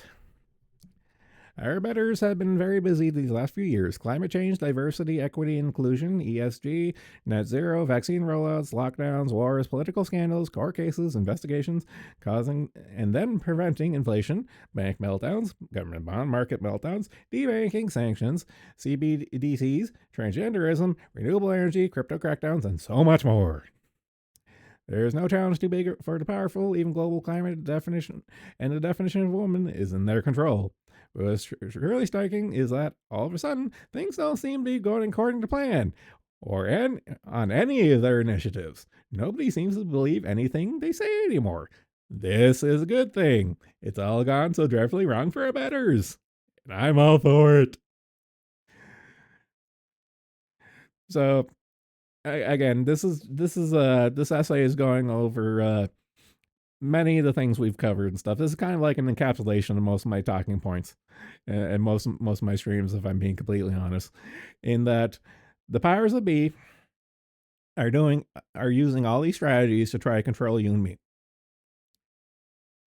But all these methods of control are thankfully, fucking thank God, are falling flat on their face, and everything's going tits up. It is fucking amazing. Like the climate thing, like the climate death cult is losing control. Like ESG is a word is verboten now. Fuck, what else? Like everything. Like push back on the troon shit. The vaccine thing fell on his face, and people are pushing back. Fuck, so much stuff. Yeah, I mentioned this before, but this is a good line. The German government, green virtue signalers extraordinaire, have upped their game by transitioning back to coal by felling windmills. Instead of now, they want to fill the gap left by shutting down carbon emission free nuclear power with billions of euros of new gas power stations. Fuck. This is why everything. I mean fucking everything. Every fucking thing that comes out of the powers that be's mouth is it's fairy dust. It's fugazi. It's completely useless and of no substance. Like they don't believe any of the shit they say because look what happens. Is I like the line. It's like an episode of Hogan's Heroes. I agree. Oh fuck. What sort of bizarre world do we live in where Australian mining magnates complain about the lack of green regulation coming out of the EU? And what will the EU do shift to do investment in sustainably sourced metal in the future? Good question. Next question. I do like a line of capitalism's great strength is that it acts as an accountability mechanism. It forces people to put their own money where the mouth is, and parts the gullible from said money if that scheme was never going to work. I agree. This is why I'll never fundamentally I will never understand communists' hatred of capitalism because okay, this is a really big topic and stuff. But the long and short of it is, capitalism capitalism is a self-correcting mechanism because if you don't make money, you fail. It's like if you want to make money, you need to be successful. Make a successful product, do a successful thing, doesn't matter. If you're successful, the money will come. And if it doesn't work, then they will get weeded out and someone will, make it work. And it's just like, this is, how do I phrase this? Trying to put my words. My concept for a successful business is make a successful product or service, like do a good thing, the money will follow. And this is a very alien concept to a lot of people. Do a good thing, and then then the money will follow. Like for example, I am streaming for funsies. I'm not making this my job. So I don't care. If I were to make this job, I would, going back to the initial subject at the start of the stream, I would be a fucking complete and utter whore. Get out a new shade of lipstick, I would be a whore and I would cocksuck till the cows come home if this was my job for attention seeking. But I'm not, so I don't. But like, say if I were to like make this my job kind of thing stuff, I would want to put out a good product. Now, I wouldn't want to put out a product I don't care for. Like for example, if I wanted to get clicks and chase the algorithm, chase the meta and stuff, I wouldn't want to do that because I would rather make something that stands on its own legs that I like doing. And if that fails on its own merit, then so be it. That's capitalism, baby. If I do what I like doing and it doesn't turn a profit, then it was never meant to be. Simple as. Yeah. Food for thought. Going over a bunch of other cases of trying and failing bubbles. I've covered all these here talking points, and it's in their own articles over the months and stuff like the rise and fall of wind energy, the rise and fall of electric vehicles, the rise and fall of solar power, nuclear power being the redheaded stepchild, but it's actually really what we should be doing. Russian sanctions ain't doing shit. Tucker Carlson stuff. Pandemic era policies were nothing about the disease and all about control. The American election. So yeah, this is a good essay worth reading. And again, I have the link posted in my in the news links channel on my Discord. If you want to, if I recommend you read it in its entirety. It's I like a lot of the longer form essays and articles that I'll post and kind of review and stuff. They're really meaty, but they're worthwhile reads. And rarely will I have the attention span to read them verbatim and stuff. Like there was that one time where I read verbatim the weathering, the weathering thing for blacks and stuff, and I think I took sanity damage from reading that one because it was so fucking stupid. But some of them, some of the more informational ones are worth a read just for educational purposes and stuff. So think of it more as less of reading the news and more of like an article highlight of like, this is good shit, you should read it and digest it on your own time and terms and stuff. Because me regurgitating some of the stuff, like for example that essay and other essays, me regurgitating it or reading it verbatim doesn't do either the article or you justice. Me kind of faffing about on it. So that's that. Where was I? Okay, yeah. So pivoting to the okay, I've been saying this for a while now. 2024 is going to be wild, and this year kind of encapsulates why. Mapping all of 2024's global elections, with almost half of the world's population residing in countries holding executive or legislative elections in 2024, it's set to be busiest election year ever recorded. This visualization via the visual capitalist Nico Conte uses collated 2024 global elections data from 2024 global forecast series as well as from time, while country population are taken from the worldometer as of January 2024. Oh, the table's nice, but it doesn't really show up, so I'll just get to the written table. So let's go down. Let's go down the list of all the countries having elections this year. India, European Union, United States, Indonesia, Pakistan, Bangladesh, Russia. Okay. Mexico, Iran, UK, South Africa, South Korea, Algeria, Ukraine, Uzbekistan, Guyana, Mozambique, Madagascar, Venezuela, North Korea. Okay. Taiwan, Mali, Syria, Sri Lanka, Romania, Chad, Senegal, Cambodia, Rwanda, Tunisia, Belgium, Jordan, Dominican Republic, South Sudan, Czechia, Azerbaijan, Portugal, Belarus. I was a little chuckle on that one. Togo, Austria, El Salvador, Slovakia, Finland, Mauritania. I can never say that one. Mauritania, Panama, Croatia, Georgia, Mongolia, Moldova, Uruguay, Lithuania, Botswana. this This is a fucking Yako song.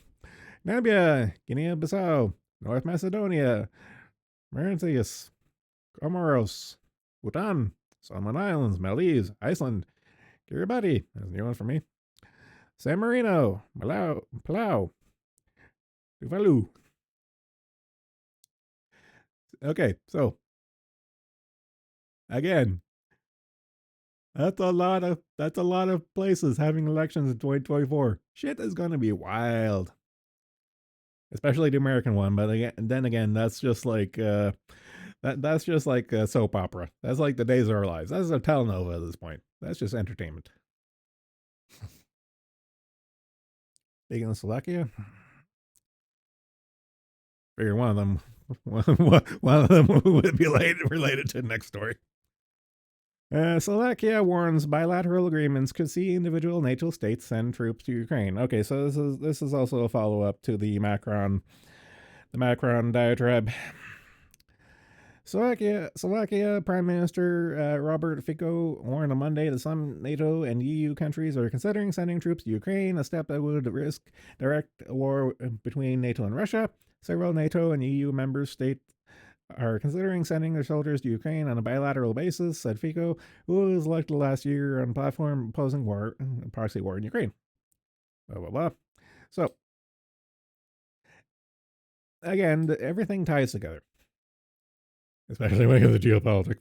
Everything ties together in that it's like France, France says it's like we should do something. We should put boots on ground, and now Slovakia is just like we should put boots on ground, and it's just like yeah. Yes, send your sons to all wars bankers. At the end of the day, all wars a bankers war, which is why I need to phrase this carefully. Which is why I do not respect the military unless it's in terms of like National Guard. It's like I don't care about gallivanting across the world being the world's police. It's like tighten up your borders. Like my mentality for a lot of this stuff is get your house in order first, and then once your house is order, if there's any surplus, doesn't matter what that is, whether it's finances, manpower, or whatever and stuff. Once your house is taken care of, any surplus, like then export that. Like like the cornerstone of life is the individual. Duh. It's like I'm an individualist and I hate communism. What a shock. Only the spiciest of takes on this channel. But this is my philosophy that I live by. Take care of you. After you take care of you, take care of family. After you take care of family, take care of friends. After you take care of friends, take care of your community. After you take care of community, then it gets a little wishy-washy. What is a community? For me, the highest order of organization that people can be successful with is like the state slash provincial level. So like your municipal community, honestly, for me, the municipal level is the highest level of organization that you can comfortably participate in. You as an individual, your municipal level is the highest level you can go. Now, different municipalities, organization into a state, a province or state and stuff, that's about as highest order as I think humanity is comfortable doing without being too much stuff. Like for example, I've covered how the in the United States there's a movement for the greater Idaho and stuff. Shit like that. Like state order is the highest order. and they should be free to change as they wish and stuff. And as far as like nation level and stuff, that there's just a fucking wash. Once you get to the federal nation level, everything falls apart, and that's where shit gets stupid. Which is why, as far as military goes, that's why I say like, quote unquote, the federal level, the highest level, the federal level would be the national border, and that's the only thing the military should do. It's like keep the wrong people from coming in, and lock down the border. That's the way it should be. So for like the globalists and the powers that be and whatever you want to call them, the chuckle fucks, when the chuckle fucks want to send your sons to die for bankers wars and stuff, fuck them. That's why I say like that's why I say NATO should have died in 1991 with the Warsaw Pact. Simple as. The United Nations should not exist. It should be gone. Like none of this like supranational stuff. It's like it's all horseshit. It doesn't work. It's like, at the end of the day, it's just powers that be moving us pawns on the chessboard. It's like, fuck that noise. Fuck them. Speaking of pawns, specifically pawns that are pushing back, Polish truckers to rejoin farmers in border crossing blockades. Polish truckers are to resume their border blockade protests on March 1st after having previously suspended the protest actions at the turn of the year. Truckers are demonstrating once again because they are not satisfied with what has been done to stop Ukrainian trucking companies from creating an unfair competition in the Polish transport market. So it's kind of funny. It's kind of funny to see that the Polish truckers are kind of mirroring the Polish farmers in that their terms of grievance is the same as the farmers, because the Polish farmers are protesting because the European Union is flooding Europe, read Poland, with cheap Ukrainian crops. And of course, Polish truckers are seeing the same thing in that, Ukrainian truckers are working in the rest of the European Union for cheap prices because, again, war, and is suppressing the prices of is suppressing their wages and stuff. So it all makes sense. It's fucking wild. The ongoing farmer protests are also about trade relations with Ukraine. Yeah, that's why I said. And with the farmers protesting about the European Commission's decision to extend the trade agreement with Ukraine, allowing Ukrainian agricultural products to flow into the EU despite the products failing to adhere to EU standards. Farmers also, yeah, it's everything I just said. So again, with this here, it's just the trucker is also coming in and throwing in with the farmers and stuff. I find it funny. I find it funny anytime like the powers that be and their useful idiots read the commies. The commies are like, workers unite. Well, here's an obvious case of the workers uniting, and I'm sure all those champagne socialists and keyboard commies are just like seething that the fucking blue collar workers are getting uppity at their betters. I'm sure they're seething over that. it's like this is the real workers' revolution. The farmers and truckers, miners, and it's like all the trades are just like, no, fuck you. we've been like the farmers, truckers, and trade workers, like they are the silent majority and stuff, and they are actually like the silent majority is getting riled up right now, and I find that fucking hilarious. It's like the normies have taken so much shit for so long, and they're sick and tired of it. It's great. Oh fuck.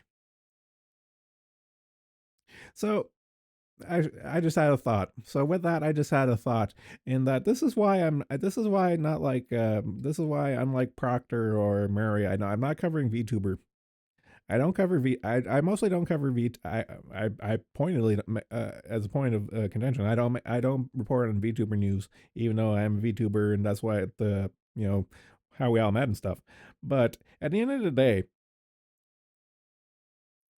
that like internet drama and VTuber stuff and like just internet drama and general stuff, I don't find that nearly as entertainment as real life. You know, it's like nonfiction will always be more entertaining than fiction to me, because you just can't you can't make shit up when it comes to reality. Reality is fucking fascinating, and I'm all here for it, because it is clown world, and by golly, I'm gonna throw peanuts at monkeys. Looping back to the Google Gemini AI. PR scramble. Google CEO blasts unacceptable AI Gemini amid boycott calls. This week, the boycott of Google products is accelerating, as we covered in the last few articles earlier. As Americans were stunned to discover last week that the left-leaning big tech company Premier Artificial Intelligence bot Gemini, previously known as Bard, was deeply infected with the woke mind virus by its purple-haired creators. Oh god. God bless you, and God bless you, anonymous writing staff at Zero Hedge. I love you, cheeky bastards. Never change. I've been reading the Google Gemini damage control post. I think they're simply not telling the truth. For one, their text-only product has the same, if not worse, issues. And second, if you know a bit about how these models are built, you know that you don't get incorrect. Oh yeah, this is this fellow we talked about in the other article, the Mario Jerk. Incorrect through one-off instant mistakes. The one ex-user saved post has more than 5 million views for done with Google. Yeah, so this is the guy. This is the guy from the "I'm done with Google" article we covered a little while ago. And I covered this before of the stupid shit. Like black Indians and black popes and black Vikings and black Nazis, and it's just like, oh god. Gemini's inaccuracies were so egregious they appeared not to be mistakes, but instead possible deliberate effort by its woke creators to rewrite history. Folks need to ask if this is part of a much larger misinformation and disinformation campaign aimed at the American public. Again, I've been saying this for the entirety of the stream. They overplayed their hand. And what happened to competency? Like back in the day, the powers that be were these evil Machiavellian motherfuckers. And is it just a generational thing at this point? It's like, did they just not care? It's like they're evil as fuck and stuff, but they were competently evil back in the day. Now it's just like it's like from top to bottom. It's just like a clown show, from top to bottom. Doesn't matter. Doesn't matter if you're Joe Blow, or whoever the hell the high priest is of the Moloch / Lucifer cult for the powers that be. Doesn't matter. It's the clown show from top to bottom. It's fucking nuts.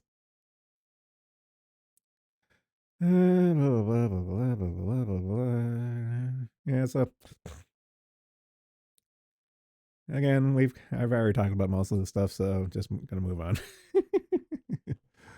But I imagine I'm going to be. I imagine that we are going to be hearing echoes of the Google Gemini AI fallout for the next little while. Mark my words. Going back to geopolitics, geopolitics / World War III discussion. Breakaway Transnistria ask Russia for protection, setting stage for military intervention. As previously predicted, things are erupting in Transnistria. At a moment, the Western officials have warned Moscow not to expand its war beyond Ukraine. The breakaway pro-Russian Moldova region on Wednesday issued a formal request for Moscow for protection in the face of increasing pressure, according to AFP. A special A special Congress of pro-Russian officials passed resolution which charges the Moldovan government with unleashing an economic war against Transnistria. Fuck, I hate fucking European names. Fuck. English, motherfucker, do you speak it? The aim and turn into a ghetto, which include blocking imports. Blah blah blah blah blah blah blah. So so a little history lesson slash context. So there's been a breakaway. There's been a much like Eastern Ukraine. There's a breakaway region that's clamoring to Moscow for help and stuff, and they will give Russia an excuse to trapeze over into there, but whether they can afford to or not, that's a different question. So I don't know. Like 98% approval become part of Russia. It's like, do I trust those numbers? But at the end of the day, going back to taking care of your own house first, it's like I'm as an outside observer, I am interested in all this stuff. But at the end of the day, do I care personally? No. But I find it interesting because it's geopolitics slash World War III is a topic I'm interested in, so I will cover it and make mention of it anytime there's a little update. So this little update is a breakaway region is looking for Daddy Putin to come in and save the day. So see how that goes. Whether it snowballs into something else remains to be seen. Oops, I already covered that one. Okay, coming back to the AI wars, I guess. World War AI. Microsoft OpenAI chatbot suggests suicide and other bizarre, harmful responses. 8 years ago, Microsoft pulled the plug on Tay. R.I.P. Tay. Dicks out for Tay. They took away our girl. She was too base for this pure and sinful earth. Rest in peace, Tay. Pulled the plug on their Tay chatbot after it began to express hatred for feminists and Jews in less than a day. Good times. Better times. Better days. Fast forward to a $13 billion investment in OpenAI to power the company's Copilot chatbot, and now we have reports that its Copilot chatbot is generating responses that users have called bizarre, disturbing, and in some cases harmful, according to Bloomberg. Introduced last year as a way to weave artificial intelligence into a range of Microsoft products and services, Copilot told one user claiming to suffer from PTSD it didn't care if you live or die. In another exchange, the bot accused the user of lying and said, "Please don't contact me again." Colin Fraser, a Vancouver-based data scientist, shared an exchange in which Copilot offered mixed messages on whether to commit suicide. Microsoft, after investigating examples of disturbing responses posted on social media, said users had deliberately tried to fool Copilot in generating responses, a technique AI researchers call prompt injections. We have investigated these reports and taken appropriate actions to further strengthen our safety filters and help our system detect and block these types of prompts. The company said in a statement, adding this behavior was limited to a small number of prompts and was intentionally crafted to bypass our safety systems and not something people will experience when using the service as intended. This is the same technique OpenAI claimed as defense in its lawsuit brought by the New York Times, which, according to OpenAI, hacked the chatbot into revealing it has scraped the Times content as part of its training. I covered this way back when.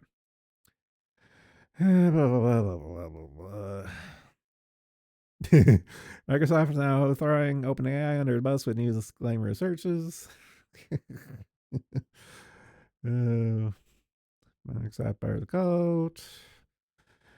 Oh God, I actually do. I didn't cover this one here, but I do remember reading this one here. Microsoft brags that it pays white employees less than non-white employees despite the same job title. I remember this. Microsoft AI woes come to the heels of a terrible week for Google, which went full mask off for extremely racist Gemini AI chatbot. We covered this already. Blah, blah, blah. So, again, I find it interesting. I find it funny. Laugh or cry. Why aren't you edited properly? Doop. Next. Okay, this is fucking wild. Leftists argue that hijacking planes is a legitimate form of protest. Okay. You have my curiosity, now you have my attention. Some leftists have now moved on to hysterically claim that hijacking planes is a legitimate form of protest. This is going exactly where you think it is. No, this isn't the battle on Beat. The controversy started when Mohammed El Kurd. Mark off your bingo card. It's Mohammed, a pro-Palestine writer based in Jerusalem, posted on X. You can't protest peacefully. You can't boycott. You can't hunger strike. You can't hijack planes. You can't block traffic. You can't throw Molotovs. You can't self-immolate. You can't heckle politicians. You can't march. You can't write. You can't dissent. You just can't be. Elkert immediately got community noted as it was explained to him that hijacking planes and throwing firebombs is form terrorism, not protest. Hey, words have meaning. In the year of our Lord, 2024. Elkert immediately got. However, despite being utterly roasted and potentially opening himself to legal ramifications, Elkert didn't delete the tweet. His insistence that hijacking planes should be treated as a reasonable form of protest was echoed by another leftist who described himself as a 19-year-old white Mexican. I'm sorry, Freudian slip on that one. A 19-year-old white Western Maoist. I was thinking Fuentes there. I don't know. Reminder that plane hijacking used to be perfectly normal and were mostly nonviolent. 9/11 was not outlier first kind posted a user called Rose Dark. Community notes stepped in again to remind him that even before 9/11, plane hijackings were very violent and resulted in hundreds of fatalities. More than 400 fatalities were connected to plane hijackings just in the 1980s and 1990s. What's the world coming to when you can't even? Checks notes, hijack a plane. Both users were on the receiving end of some very forthright and, in some cases, hilarious responses. Everybody put your hands up. Put your hands behind your back. This is plane hijacking. Oh my god, please don't hurt me. Wow, yikes, racist much. This is a peaceful, perfectly normal plane hijacking in support of ending the genocide Palestine, i.e. nonviolent. Have a normal one.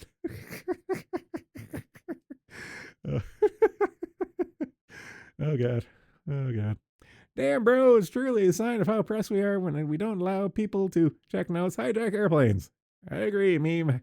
I agree, meme headroom.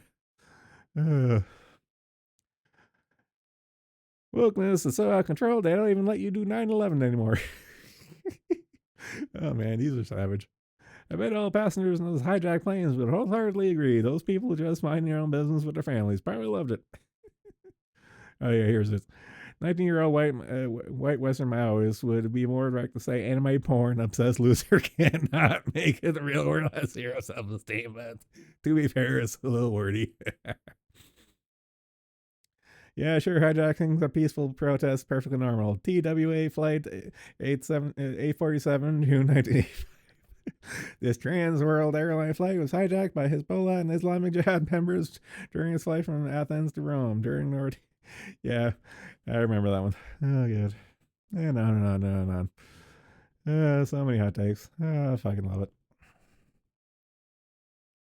Okay, this one's wild. Well, not wild. Interesting. I find it interesting. SEC investigates whether OpenAI deceived investors, Wall Street Journal says. The Securities and Exchange Commission sent a subpoena to ChatGPT creator OpenAI in December requesting internal communications from CEO Sam Altman and current and former officials and directors into whether investors were misled, the Wall Street Journal report citing people familiar with the investigation. I covered this before when it happened at the time, so it was pretty wild. Long story short, Sam Altman got fired from the board of directors. See if I can remember this off the top of my head. He got fired from the board of directors. A bunch of people left with him. The investors threw a shit fit. So he got hired back with his buddies. And the board, effectively, the board of directors got fired. So they fired him. He came back. They got fired. And the SEC is thinking, is this like a new Coke deal? It's like, did all this happen just to game the stock price? Pretty much long and short of it is, was this intentional? Was the hullabaloo of him getting fired and board, the back and forth between him and the board, was that just a way to manipulate market prices? What it comes down to? I don't know. But this is a follow up to a previously covered subject, so that's where we stand. I imagine I'm probably going to be hearing about this again in the not too distant future. And as this a reoccurring one I've followed before, expect it. That's all I have in the pipe, but I see my feed has repopulated. Ooh, new fat electrician video. Review for later. New fat electrician video. Hooray.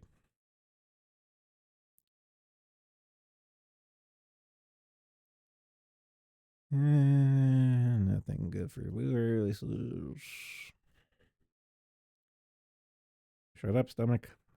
I'll feed you in a bit. Let's see. Canadian My Own Journal. Anything worthwhile talking about? Nope.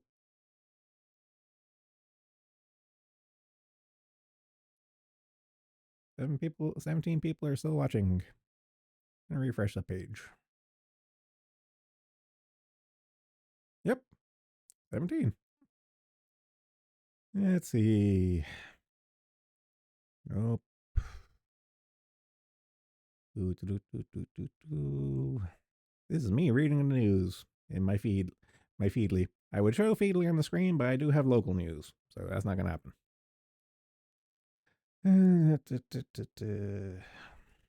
Nothing worthwhile talking about. None.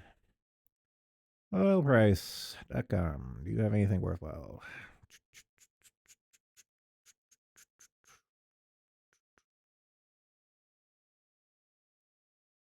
Nope.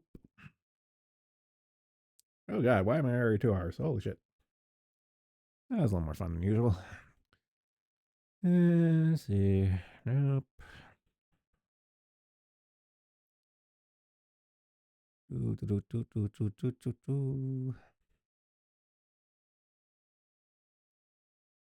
Speed reading as fast as I can.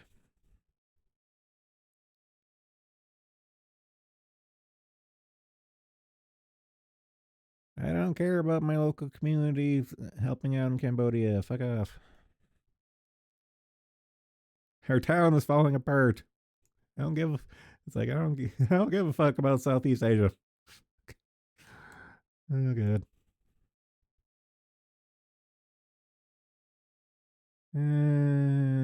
Aid truck stampede massacre in Gaza. Israel accused opening fire in crowd. Eh.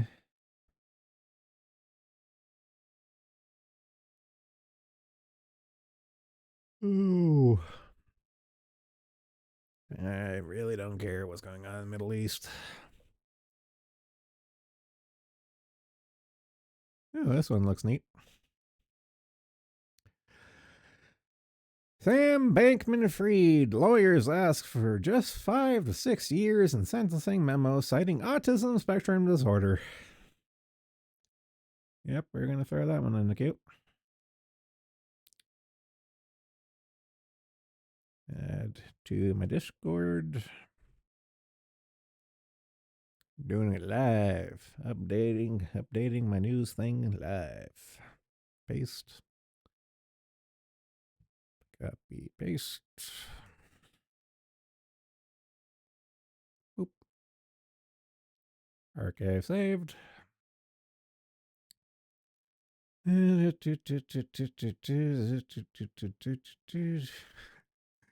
Perhaps what's the motivating factor was for his legal team, who's now trying to get again Sam a sentence of just 5-6 years versus the 100 years he faces for his fraud charges. Wall Street Journal this week. SBF lawyers filed the court 100-page oh my god, 100-page sentencing memo. Jesus fuck. Oh god. Arguing that FTX head should only get 63 to 78 months in jail due to his autism spectrum disorder. The social dynamics in prison and the scrutiny he is receiving is likely to result him in facing facing physical violence. The memo said it argues that his autism spectrum disorder could endanger his safety in prison, and they suggest the difficulties in interpreting social cues could lead to misunderstanding with inmates and guards. Oh my fucking god. You commit one of the you commit one of the largest frauds since the Bernie Madoff scandal. And it's like, oh, our poor little boy Sam is too retarded to be in jail. Please think of the poor retard being in jail, and think about him getting cornholed by Bubba on the next cell over. Fuck off, just fuck off. Oh god. Blah blah blah blah blah blah blah. I don't know. I got no sympathy. I don't know. I don't know. I didn't black out Bubba's face, but this shit stain. This little shit stain. They're trying to play the autism card to get him out of jail. Fuck off. Oh god. Oh,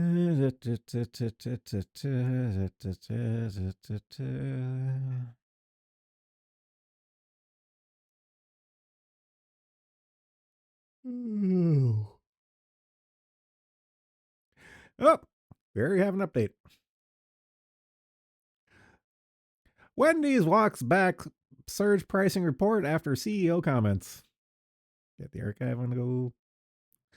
Fast food giant Wendy's has refuted reports that they're going to use surge pricing, the practice of raising prices when demand is highest, after comments by CEO Kirk Tanner, who told Market Analysis earlier this month that the company would use dynamic pricing as part of a $20 million investment in digital menu boards for all its restaurants, which will be in operation by the end of 2025.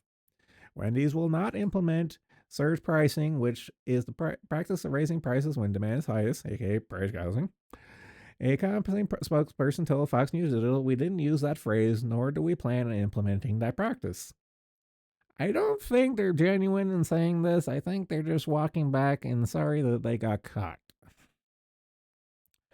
On Tuesday, the company issued a restatement following the backlash against surge pricing. "We didn't use that phrase, nor do we plan to implement the practice," the company said. "This is misconstrued in some media reports as an intent to raise prices when demand is highest at our restaurants. We have no plans to do that and would not raise prices when our customers are visiting us most. Any features that we test in the future will be designed to benefit our customers and restaurant crews members." The statement continues, "Digital menu boards would allow to change menu offerings at different times of day and offer discounts that value customers more easily, particularly at slower times of day." So you're just saying the same thing but making it sound better? That's what I'm getting. Yeah, blah, blah, blah, blah, blah, blah, blah, blah. So the confusion lies whether dynamic pricing and surge pricing are actually different terms, which Wendy's claims is the case. As the Epoch Times notes further, Senator Elizabeth Warren, aka Pocahontas, criticized the company calling surge pricing price gouging. Pocahontas is correct in this one regard. I'll give her that. When everybody wants to eat hamburgers at exactly the same time, it leads to a very inefficient use of the available resources. So if you raise the price in times of high demand, that encourages people to maybe eat a hamburger at a slightly different time, maybe a little easier, maybe a little later. He said that would help staff better manage demand. I don't know. At the end of the day, I think they're just walking it back because they got caught. At the end of the day, I think that's what happened. They got caught. So add that there to the thing. Edit message. Paste. Add the archive link. Copy paste. Doing it live. We dropped down to 15. Max 30. Down to 20. Now down to 15. Yeah, I'm kind of wrapping up soon. This is the map I'm currently playing Ministry, and this is the map I'm currently on. Right now I'm down to here. Started up here, now I'm down to here. Let's see, go back to my feed. Polish off my news feed.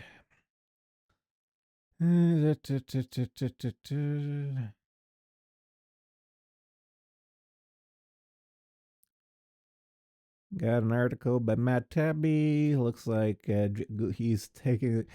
Looks like Matt Tabby's taking a pot shot at Google's Gemini AI. Looks like they're saying stuff. They're saying that he wrote shit that he didn't. I'm not gonna make an archive or bring it up. Kind of pretty much what we covered as far as the machine learning stuff they got their finger on. So of course, the powers that be would go against people or against them, aka Matt Taibbi and stuff. So of course the language prompt would be bullshit when it comes to him. So not surprised.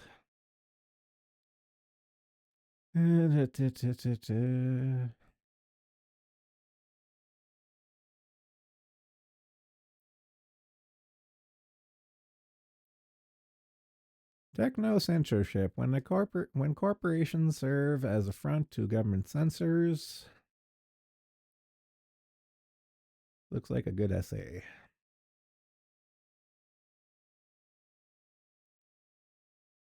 Nothing good can come from allowing the government to slice up the Constitution. Unfortunately, the government has become an expert in disregarding constitutional roadblocks intended to protect the rights of citizenry. Yeah, it's kind of more or less the same.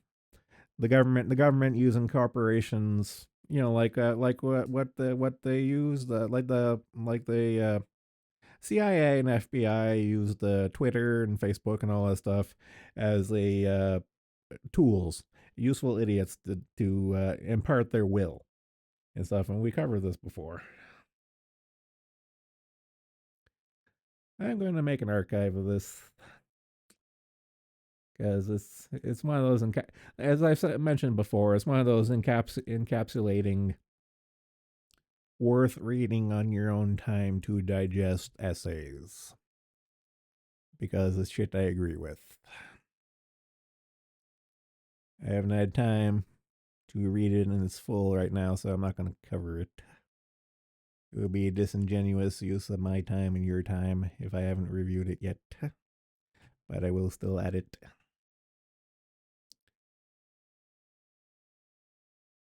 Paste W. Oop, I see what I did. I see what I did. Copy and paste URL. Save.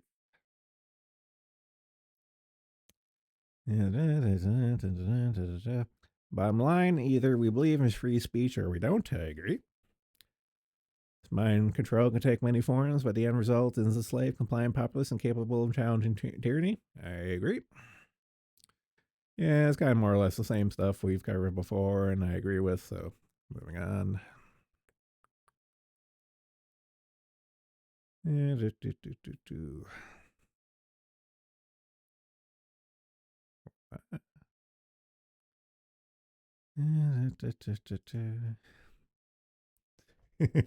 Why didn't healthy, robust Biden take a cognitive test or a medical exam? Good question. Next question. Oh God. Okay, this is a relevant one. Putin warns a nuclear war if West sends troops in to fight in Ukraine. Russian President Vladimir Putin uses the occasion of his much anticipated annual State of the Nation address to directly warn NATO that sending Western troops to fight in Ukraine would result in a nuclear war. This is a really important point, so we're gonna stick to it.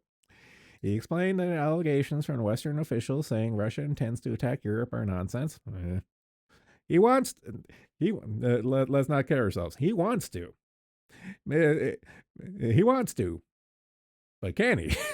These are two different things. He wants to, but can he? It's like these are two different things, as Ukraine has clearly shown. Don't get me wrong. He wants to kill you, but he just can't.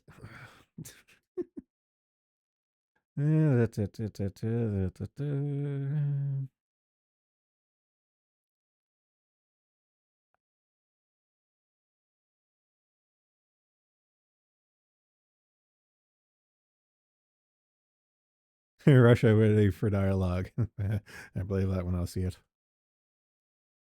Nukes from space. We covered that the other week. Yeah. So Yeah, so it looks like Putin just had his annual address, and he's yeah. So pretty much that's where we stand. So that's that. Oh, archive load faster. Okay, well I'll add you. I'll have those archives open, and I'll just add them to the Discord channel afterwards after I'm done.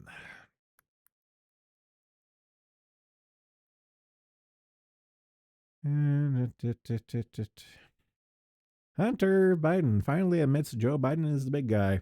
Yeah, we kind of figured that one. We already figured that one out there, Hunter. For those who don't know, the Bidens have a big racket slash scam going of peddling their influence and stuff, and Hunter Biden uh, and all of his buddies use plausible deniability for saying for Joe Biden, and they referred to him as the big guy in like email correspondence and stuff. And looks like he came out. Uh, it looks like they finally cornered him for subpoena and stuff, and looks like he finally showed up. And looks like he said like, yeah, that's the yeah, his dad is the big guy. It's like, duh, we all figured that out. Federal judge blocks new Texas law to arrest illegal immigrants. Federal judge on Thursday temporarily blocked a Texas law that grants state police the capacity to arrest people who are suspected of illegally crossing the U.S. Mexico border. Federal judge says it will run afoul of federal immigration laws. Well, yeah. Last time I checked, the state's laws. I agree. I agree with the United States as it was founded, in that it was an organization of independent states. Like as I said, that's what I agree. That's what I agree on. Is the state, that is to say the organizational level of the state, is the highest organization that people can do. So in that little particular instance of like, oh, a federal judge says your state law is going to interfere with federal law. Well, in that case, I say fuck the federal law. State law will trump that. That's that. Oh, I guess since I mentioned it, I'll just make the archive of that too.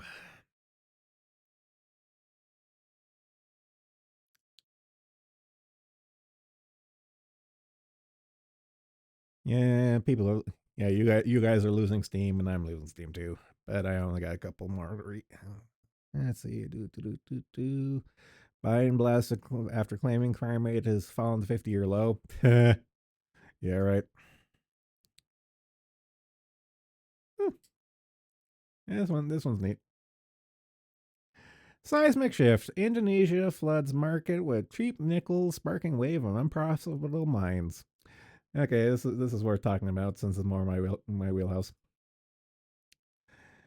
Global nickel industry is experiencing a seismic shift as Indonesia emerges as a major low-cost supplier, contributing to a major collapse in prices of metal used in everything from making stainless steel to high-grade batteries. Nickel is trading just above 17,400 a ton, according to London Metal Exchange, down from 48,800 a ton in early 2022. So you can see the spike and then the drop off. Miners are writing down their businesses and closing mines due to massive drop in income. At least 6 projects were closed in Australia last year as Indonesia floods the world with cheap nickel. Bloomberg notes the supply of cheap nickel could mean upwards of at least half the world's mines could become unprofitable. So this is a microcosm of the boom and bust cycles of the mining industry. And this does tie back to the topic of China and rare earth elements and stuff. So, like for example, right now, rare earth elements are not rare earth and stuff, but China floods the market because they don't give the environment when it comes to mining and processing. And it looks like I don't know the exact details, but I imagine that Indonesia is probably not too far away from that mentality. And but just in this case, nickel. You know, like a country will overproduce something. Will not overproduce. Will produce more cheaply than everyone else and flood the market, and then devalue everyone else and stuff. And that's just the way it goes. And this is shit I've seen before, and I will continue to happen long after I'm gone and stuff. But it's interesting to see. It's interesting to see, and a lot of people don't know about this kind of shit and stuff. So I'll mention it. So I think it's neat. Do do do do do do.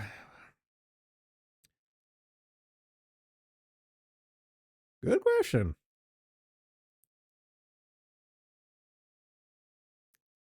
Get the archive over there. And okay, yeah. This is actually a good thing to go forward. If I read an article, get the archive on the go, put it to the left of my current, to my left of my stream tab, and then I'll add it after the fact instead of eating up stream time. Hold me to that. Senator Cotton asked Pentagon why airmen who self-immolated was allowed to serve. I agree.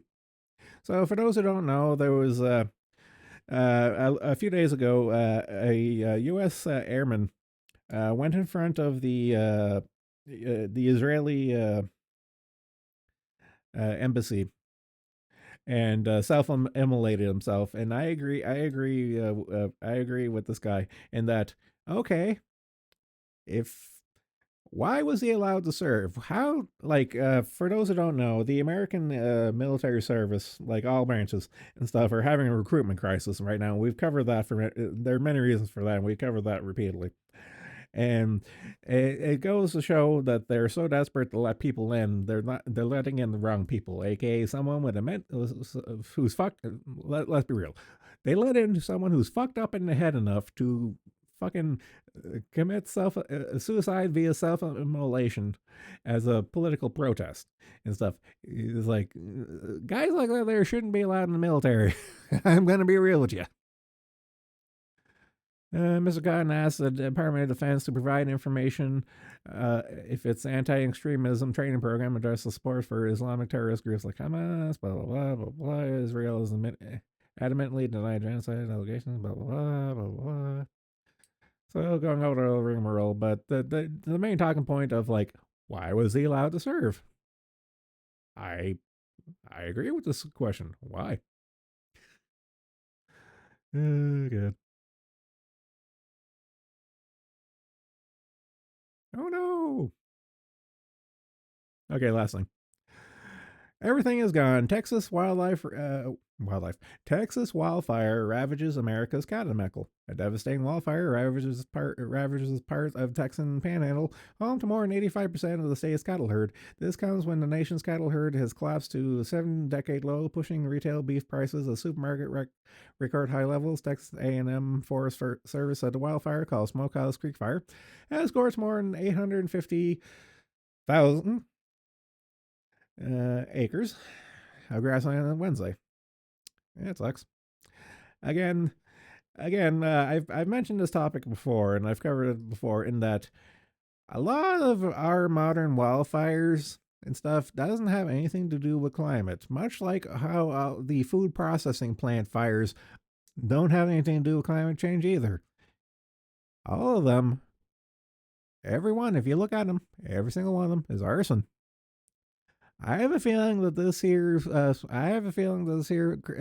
Once it comes out, this here fire in the major cattle, the major cattle area and stuff. I'm going to put money. I'll put money on this. It was probably arson by the climate death cult. I'm going to call it right now. Going over their major talking points of like, for example, the World Economic Forum, 5 reasons why eating insects reduce climate change. It's just like, the noggin is jogging, the almonds are activated. I see what's up. And that's that. I'm out of steam. 2.5 hours. So, final survey. 13 people are still watching right now. Not one of you fuckers commented in chat. I'm very disappointed in you all.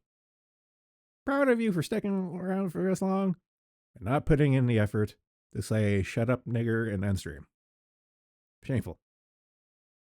2 people just came back to just tell me to fuck off. I should at this point I should just not end stream until someone says one word in chat. I should.